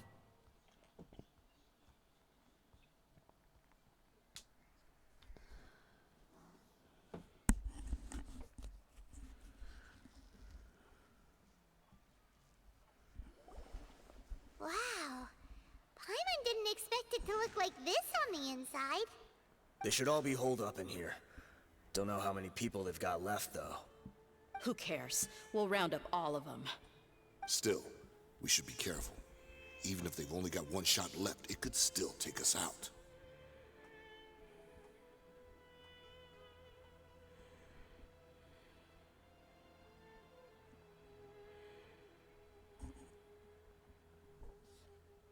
Yeah, we'll know what they're really capable of once we've landed some hits on them.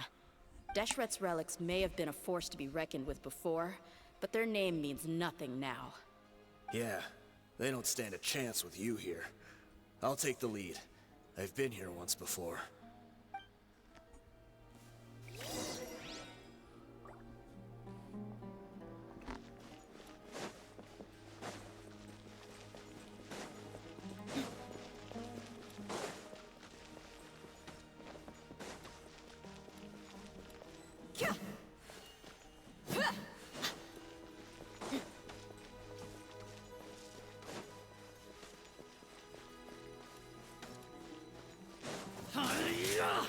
Let's get it on!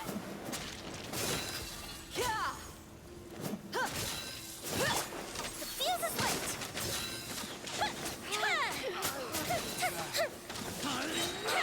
Take my lead.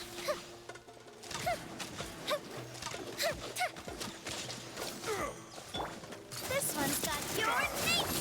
Buckle up!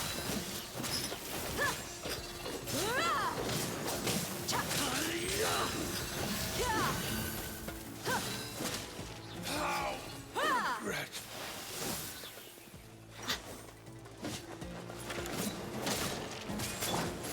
Here come the fireworks! Let's get it on! You're dead meat! I'll need more.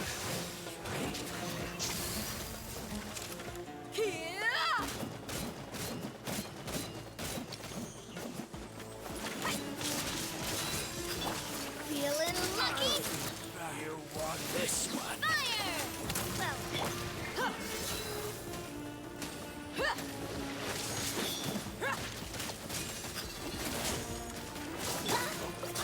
I swear by my sword. I'm getting sick of this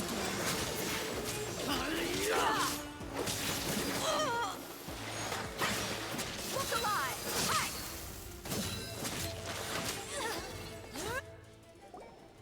This way, follow me. We're almost there.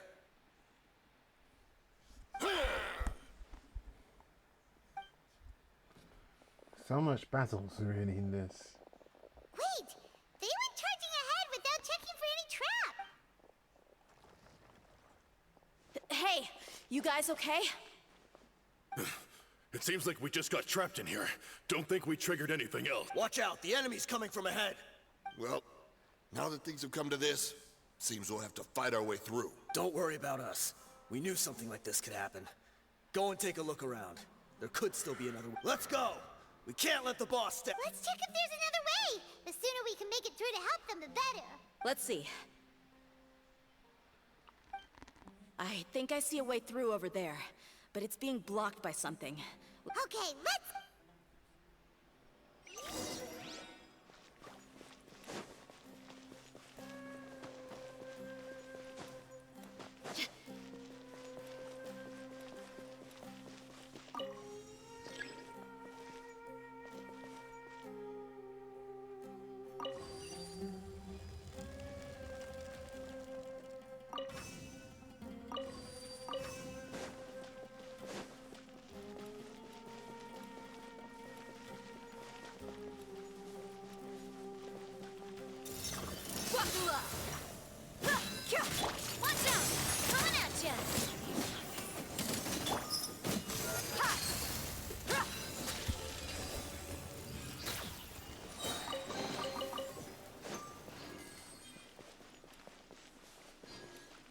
Another mechanism like the one before.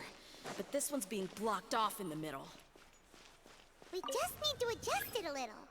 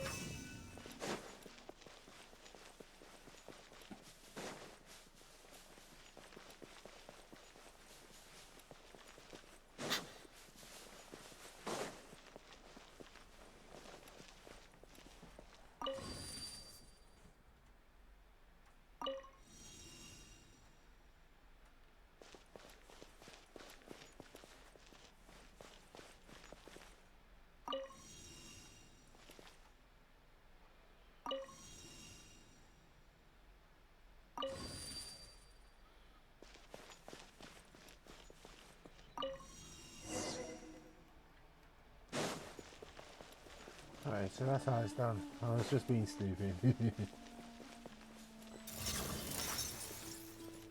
alive! You asked for it.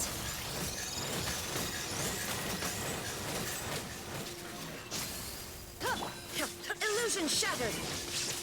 Torn to oblivion.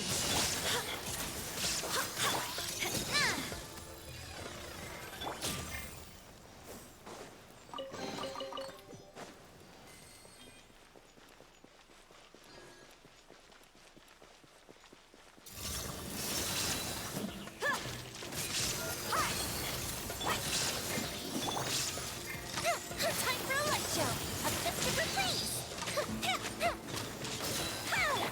Coming at ya! Watch out! That's not fire! Well, go as one! Wit, hear me.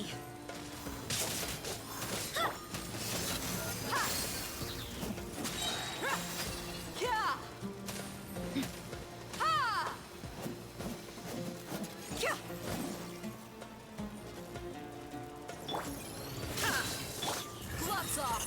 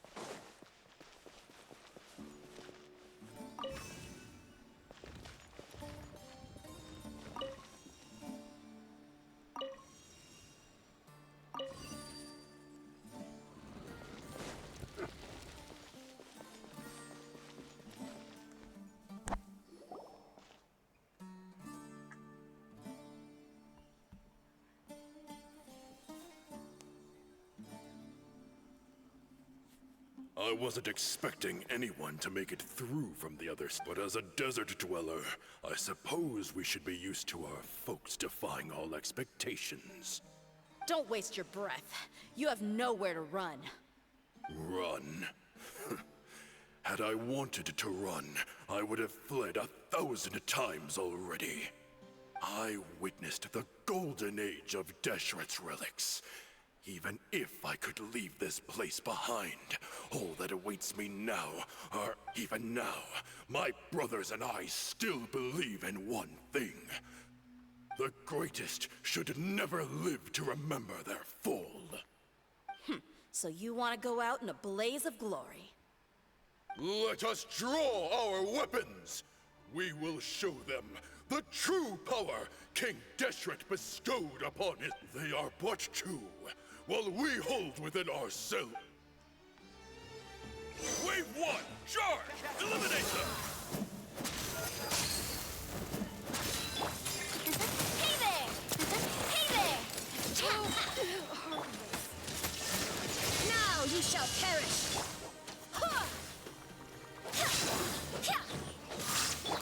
This one's got your name on it!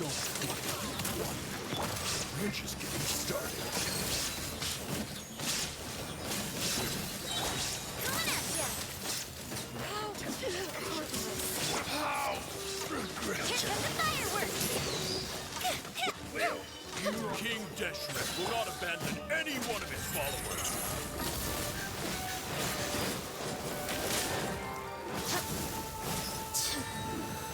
Look alive!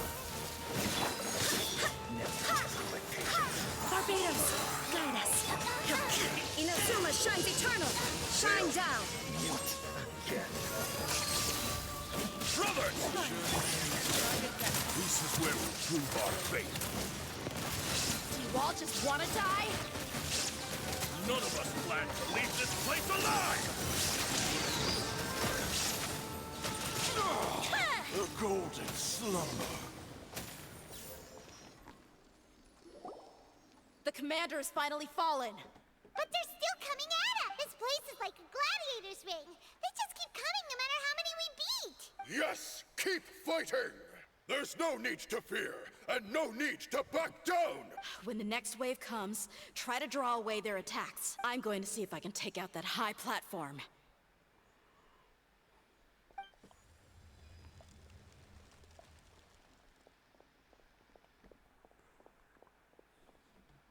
Get out of my way! Come and face me, Michel! Ugh, so they've broken through the front as well. Apologies, Lord Michel. They fight like absolute madmen. No matter how much we throw at them, they just keep coming for more.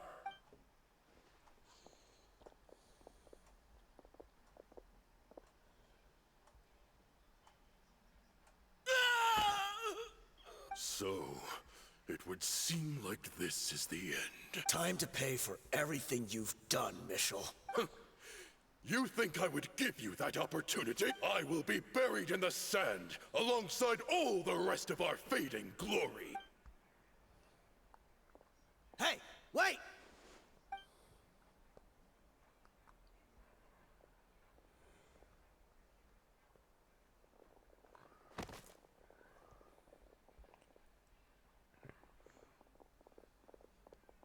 We were too late. It's over. There's no more need to fight. But if you're still going to cling on to your so-called mercenary's pride, then I'll give you all a good beating as well.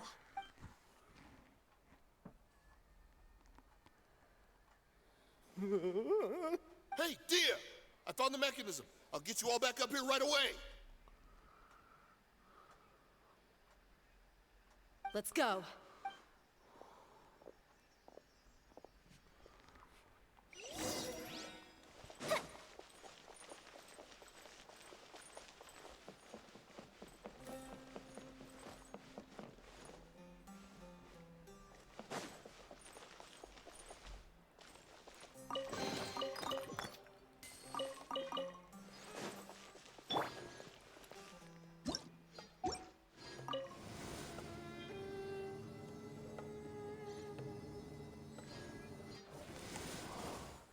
are you filthy rats? And why are you always pestering us? You call yourself a member of the infamous Deshret's relics, and you still can't even tell who's made it all the way to your headquarters? Who knows what intent a bunch of rats may have? We try to catch a couple, and you all just show up on the other side instead. How are we supposed to figure out what you're after? Hey, have you ever heard of a man by the name of Kusela? Why would I know? It's not like I'm in charge or anything. This is your last chance to talk. Hey, I said I don't know anything. I'm just an average member here. I'm telling the truth. If you're here to find someone, why don't you look through the records yourselves? Who can remember every name and face with so many people coming in and out every day? The irony. His life became a light for so many, yet to others, it wasn't even worth remembering. Where's the records room? Answer me! It's right over there. All the files are in there. You can go through them as much as you want. It's not like any of them still matter anyway. I mean the old records room. The old records room? You mean the one that got burned down? Kusela. Ah, yeah, I remember him now. The guy who could hardly walk. Watch your mouth. That's our boss you're talking about. He was definitely faking it. We all let our guard down as soon as we saw him come hobbling in.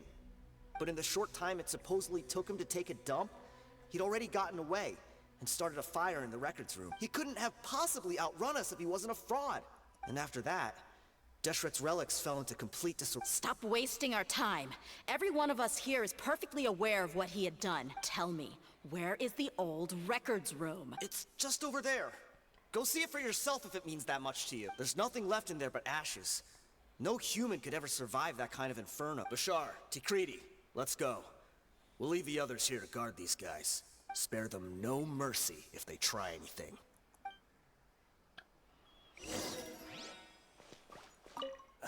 I've already told...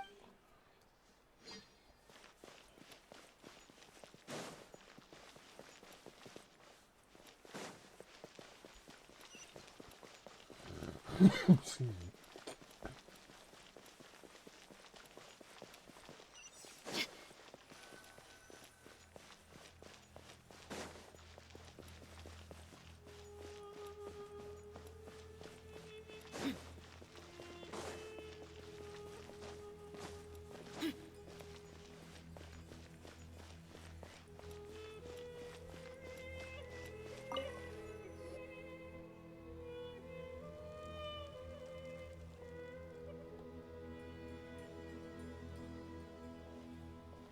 So, this was his final destination. How did he do it? Getting past all the guards with a limp and sneaking in here to start a fire? If he was nimble enough to do that, then he must have been able to get out of here after starting the fire, right? Dehya. I'm sorry. I know it's just wishful thinking. Let's look around. Maybe we can find something that's been left behind.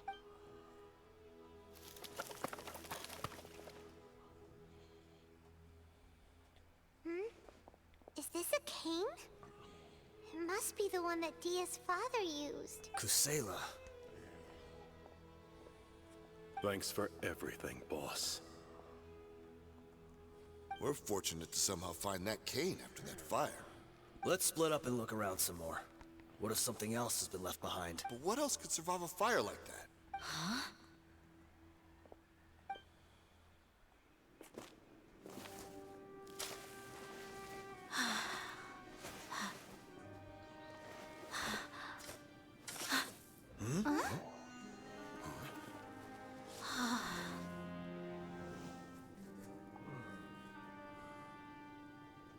Thought so. Wait!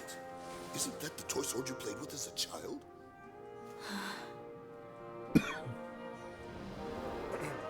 The dragon is no more, for Princess Dehya has slain it. Its head now hangs above the city gates. Her bravery has brought eternal peace and prosperity to us all. Dehya, come on. This is the most important line. You can do it. But Dehya, you defeated the dragon. Everyone's waiting for your speech. Still too shy, huh? All right, I'll do it. I hereby proclaim our victory. Evil shall plague us no more.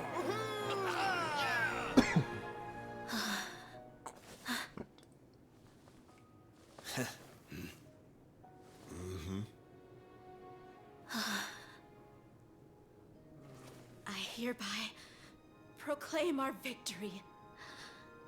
Evil shall plague us no more, Dad.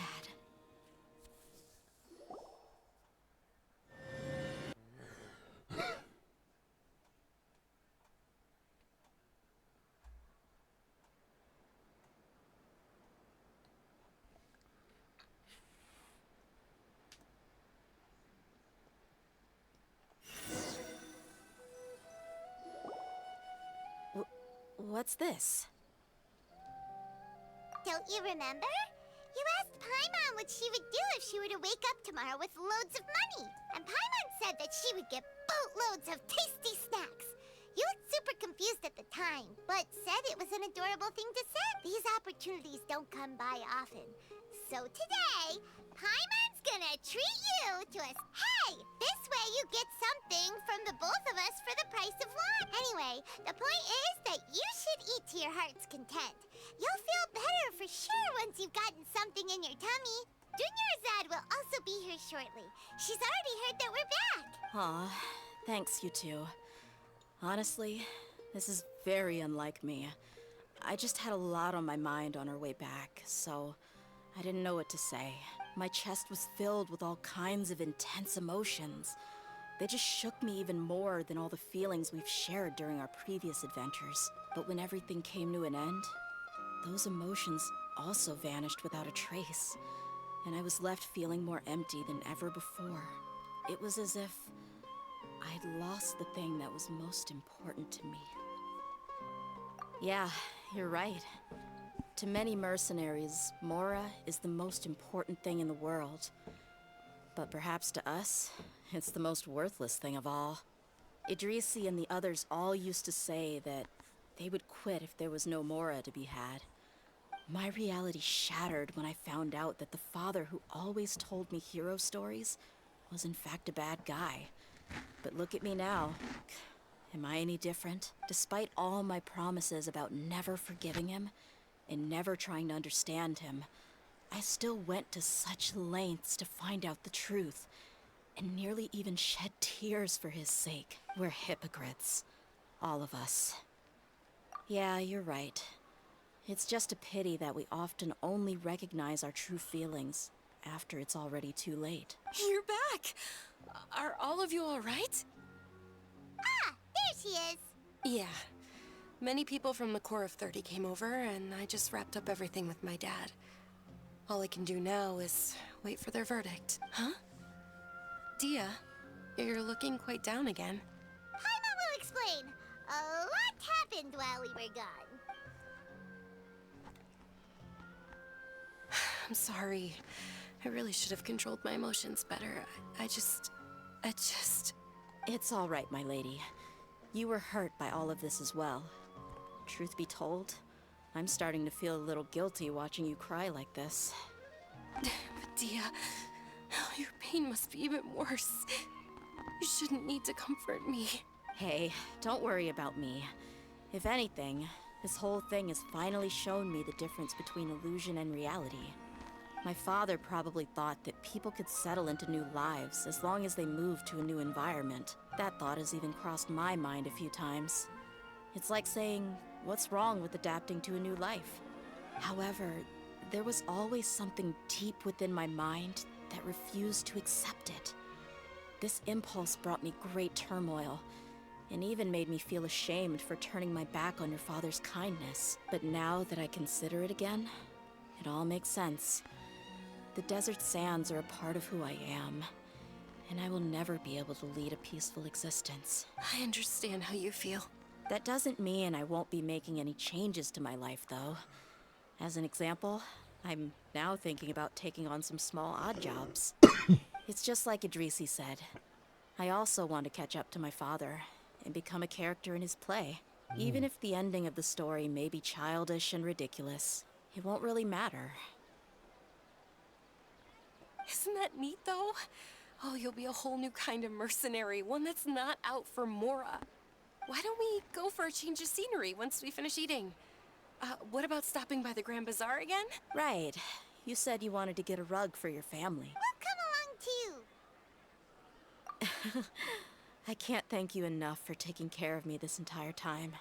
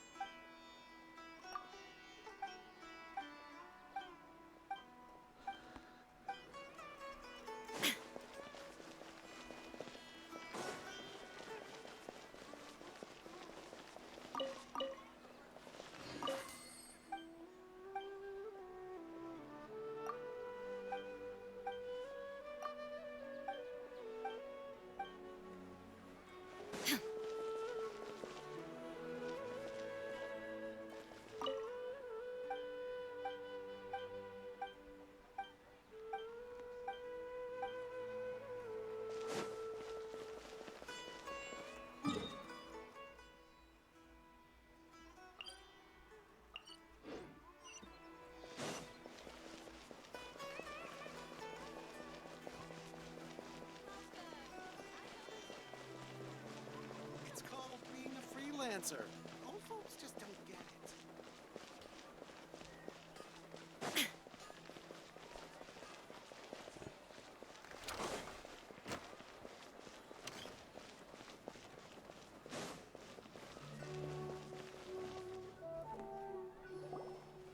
Oh, this rug here is quite something.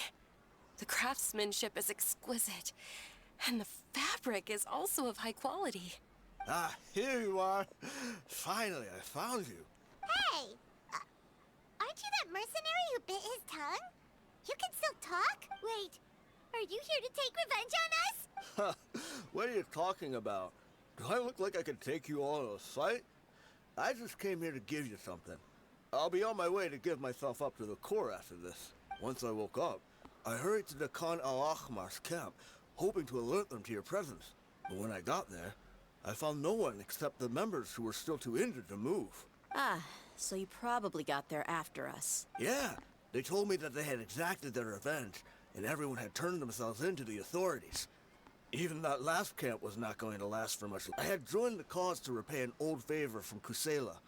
Now that everyone's already turned themselves in, I might as well do the same. One of the injured members gave this box to me and told me that it contained some of the old man's last possessions. Everything left in the camp will get confiscated, so I figured I should get this to you before the Corps could get their hands on it. Thank you. No worries. We are all just living our own truths. There's no need to comment or judge anyone for it. So this box contains everything that Dia's father left behind. Huh. It feels lighter than expected. Well, back in the day, the first thing he did with any Mora was spend it on things like drinks and meat. But let's see what's inside. What's this? It's just a bunch of junk. Ugh, kinda stink. Perhaps it's just been left unopened for too long. A handwritten copy of a storybook. The paper's already yellowed, and it looks like it's about to fall apart. It was against the Academia's rules to possess books for personal use. If he was going to break that rule, he could have at least copied something useful. That probably means this was really important to him. Ah, and here are a few bags of children's snacks. The packaging's completely deteriorated. Maybe that's where the smell was coming from. Did he get those for you? Yeah, but here's the thing, though. Even when I was a child, I was never a fan of these kinds of snacks. He'd always say that he got them for me, but in the end, he always ate more than I ever did. Who even leaves snacks in a box like this anyway? Isn't that just common sense? Forget it. Let me see what else is in here. A razor, some buttons, some round iron tiles, a wooden toy puppet, a wool scarf, which from the looks of it probably belonged to a woman, and a hair clip? Why are these things here? I'm suddenly feeling a little scared. I'm sorry, my lady, but this is just the kind of man he was. He probably saw this box as some kind of personal trash heap and dumped any and everything in there. 2 empty liquor bottles. Tell me, you guys, are these the kinds of things that a normal person would leave behind? Huh? There's something in the bottom. Oh, you're right. All right, I got it out. It seems to be a piece of paper with some writing on it. The bottom part's all damaged from moisture, though. Let's hope the writing didn't smudge. I was suddenly seized with an urge to write a letter after finishing this bottle. I just folded it up and left it in the bottle, though. If I end up forgetting about it, it won't really matter. To Dehya. It's a letter from me? It's all right. I'll just read it out. If he went to the trouble of writing a letter, there must have been some important things that he wanted to say. Or at least record down. My condition's becoming worse and worse. Can't even walk without a cane anymore, much less go out and have fun. Guess I don't have many days left. If you're reading this letter, then I suppose I'm already long gone. You were adorable as a baby. Everyone loved you. And regardless of whether you were crying or laughing, everyone enjoyed having you in the group. But once you grew a bit older, you were no longer nearly as happy or cute. It's probably the guy's fault. Can you believe this guy? He can point the finger at himself. Anyway, back to the point. To summarize, I'm writing this so you would know not to feel sad for me, even if you end up finding out the truth. The reason being that I was never your father to begin with. Wait, what? Surely, he must be joking, right? I don't know. I was quite formidable when I was young, and 100 times cooler than some so-called flame main. Really felt like the whole world was under my feet. With just a teeny tiny bit of effort, I felt I could rule over the entire desert. But as fate would have it, I went out into the desert for a drink one day and discovered a baby in the sands. It was you. You were just lying there, small and helpless. You were so tiny that if the wind blew for just a little while longer, you would have been buried forever. But your cries were so loud they made my head hurt. Now that I think of it, you really were a bundle of energy. Sounds like he's serious. I told Idrisi and the others that I had slipped up with a woman while out and about. None of them even doubted me. I'm sorry that I had to lie to them for so long, but I really had no other choice. I was their most esteemed leader, after all. It's not like I could just tell them that I suddenly wanted to play at being a father. At this rate, I'll puke up all the liquor I just drank from this bottle. Anyway, Dehya, you possess the kind of freedom and kindness that we could only dream of. As far as how you should live your life, that'll be up to you to decide. That's the end of the letter. In the end, he was still thinking of me as a little child, I suppose, or I would have suffocated under the sand a long time ago. He was a good father to you. The fact that he wasn't a blood relative doesn't change that. Yeah. It's just a pity that we had to learn the truth of everything like this. Do you already have some ideas about the decision that he wanted you to make? I do. If he first found me alone in the sands, then I want to try my hand at finding the person who abandoned me. I just have one wish. To tell them a story, that there once existed a childish and foolish jerk with a heart of gold. And that only under his care was I able to grow and mature into the person I am today. If you end up finding any leads, can you share them with us? We go on adventures all the time. Maybe we'll be able to find some information for you. Sure, I appreciate it. I wasn't expecting you to be so enthusiastic. I'll help too. Thank you. All of you. Thank you so much. My life has certainly had its twists and turns, but I've always considered myself lucky, because no matter where I've gone, I've always been surrounded by incredible kindness.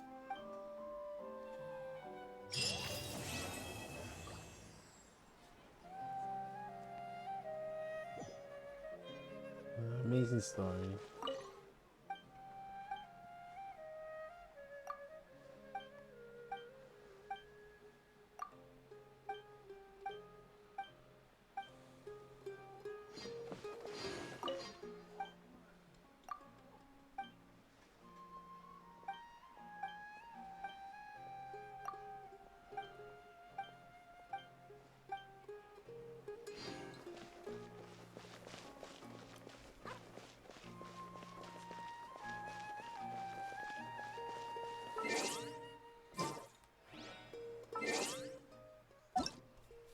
That was a great quest.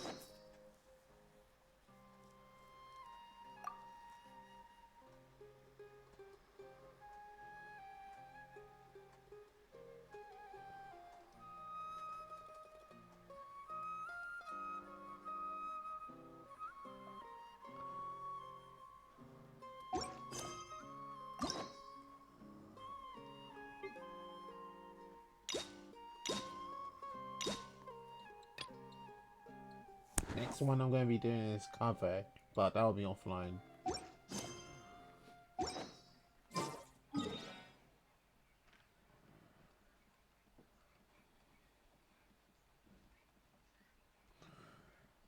Right, let's go and get so much artifacts now. Oh dear, artifact grinding again.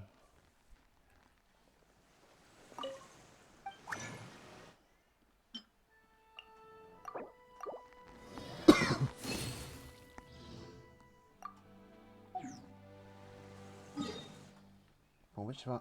Yeah, I'm going for this kind of artifact. That's gonna do it.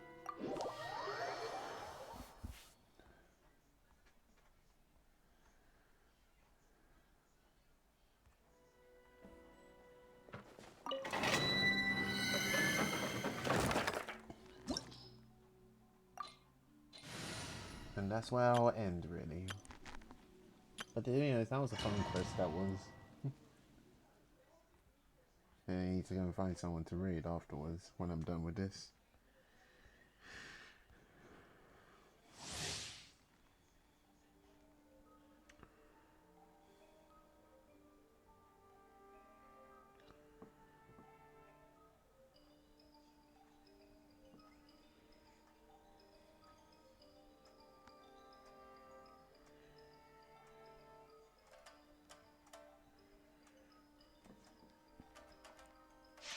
Yoo-hoo!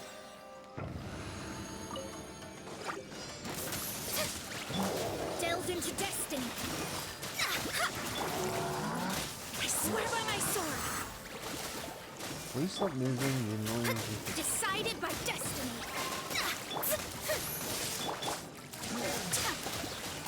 Take flight. My apologies. Sakura swirl. Let the world collide. Let me scribe. Go as one. Shower me with praise.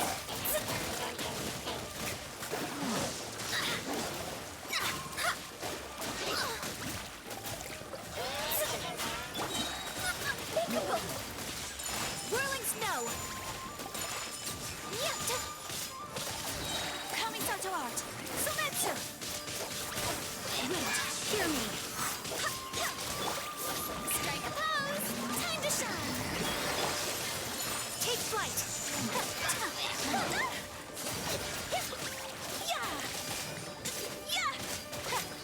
My apologies.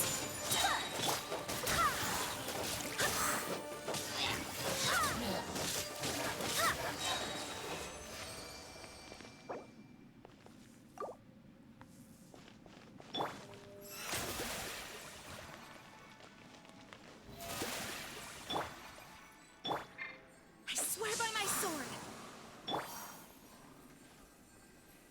The fastest healing that you'll ever see.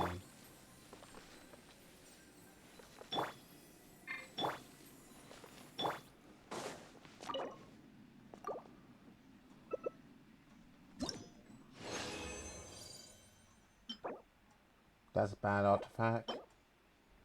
That's an okay artifact. But still, that is just so bad.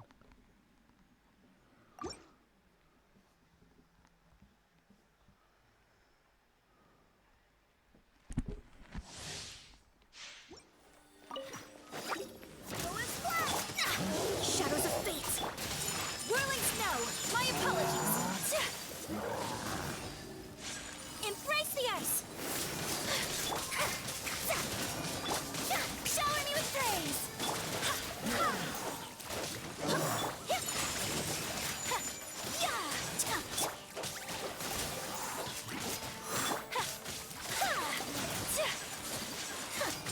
Whirling snow. Take flight. Kamisato art.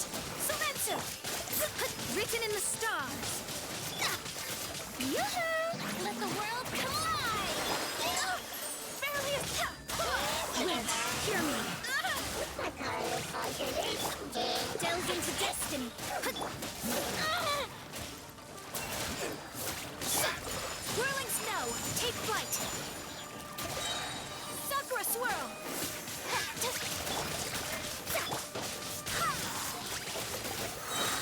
I swear by my sword! Forest fly! Time to shine! Whirling snow!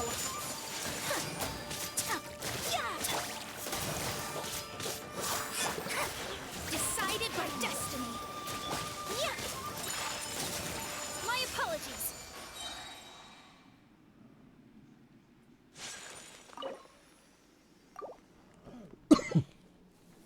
Good artifacts, please. Again, not good one. Okay-ish. Okay-ish.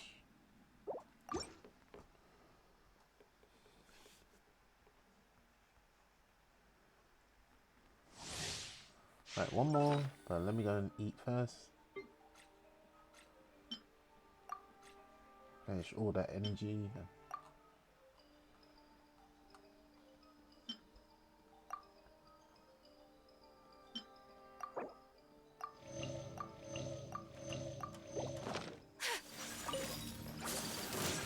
Let me scribe!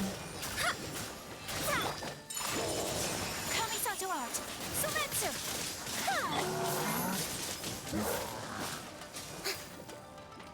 Shower me with flame!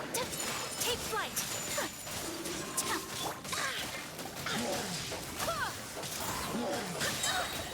Barbados! Guide us! Whirling snow! Sakura swirl! Let the world collide! Shadows of fate, written in the stars! My apologies!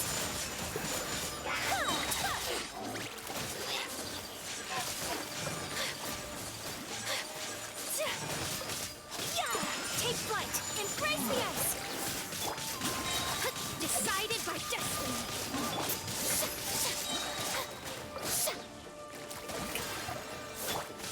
My apologies!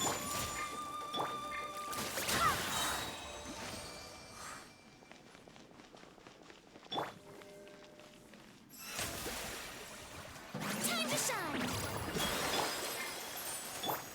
Go as one! I swear by my sword!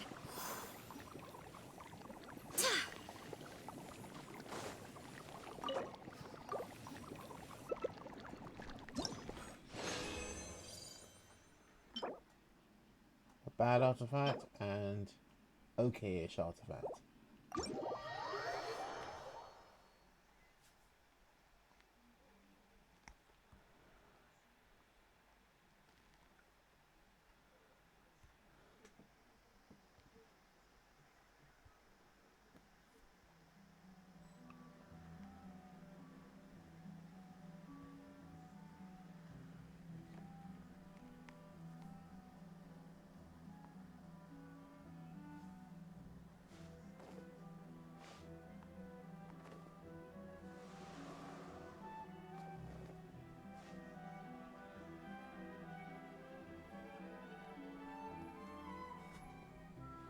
That was a fun game, that was. Alright, let's go and go back to the market.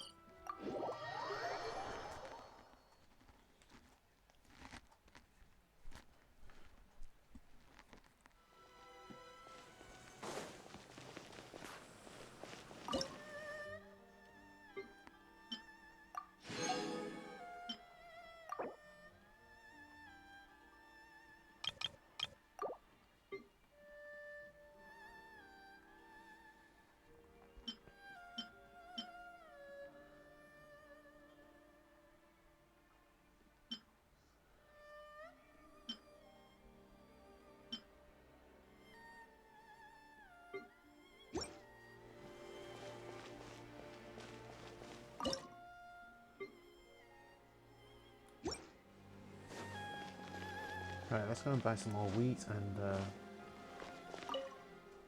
the other thing.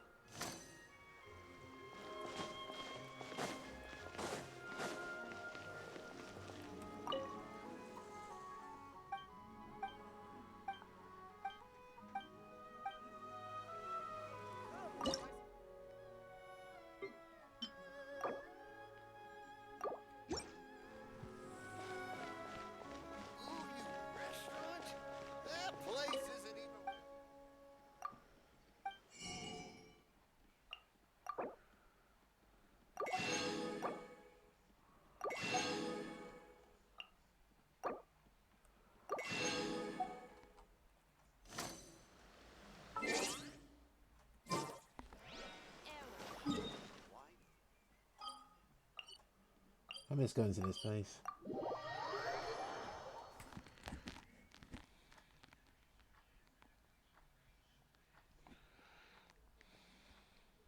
I did almost forget about this place. Would you care to...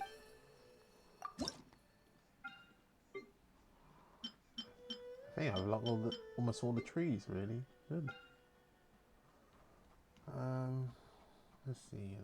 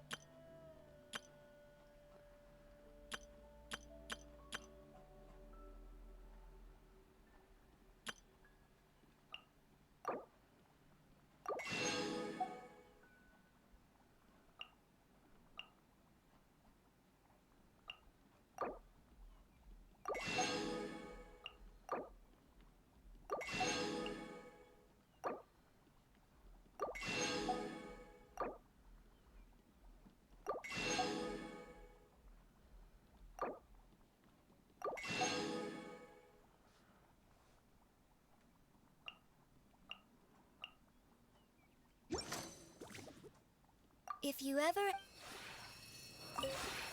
Would you care to...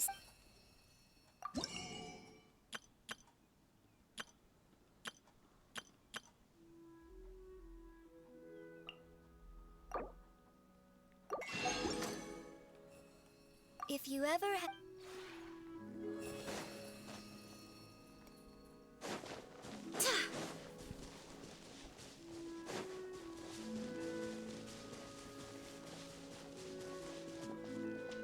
Oh, 1 hour to go. They finish really. Oh no. Came a bit too early.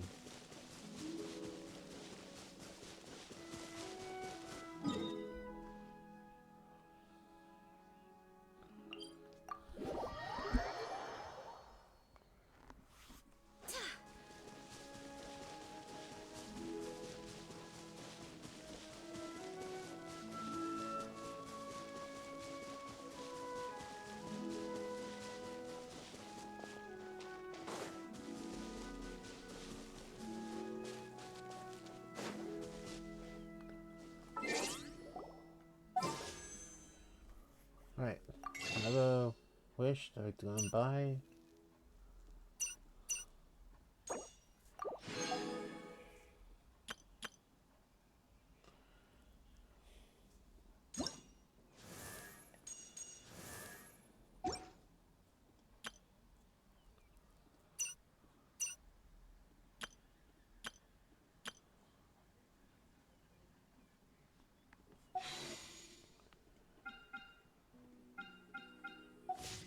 It's time to move on. We shouldn't stay here.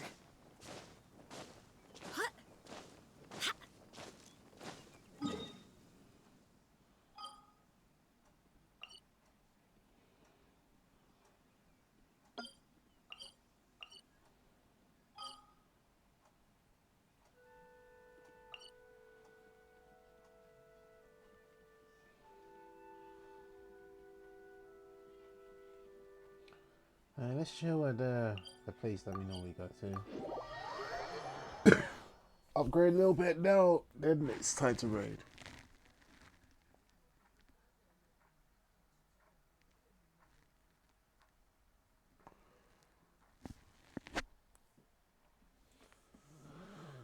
Excuse me for my breathing.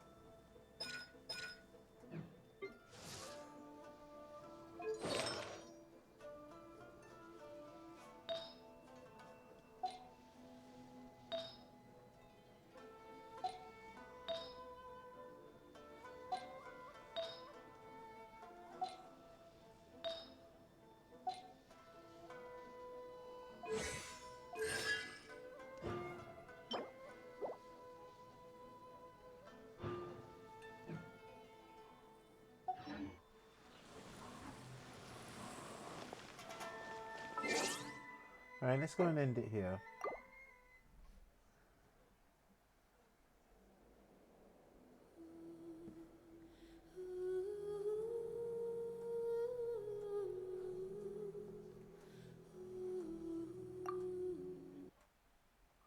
Thank you all for so much watching.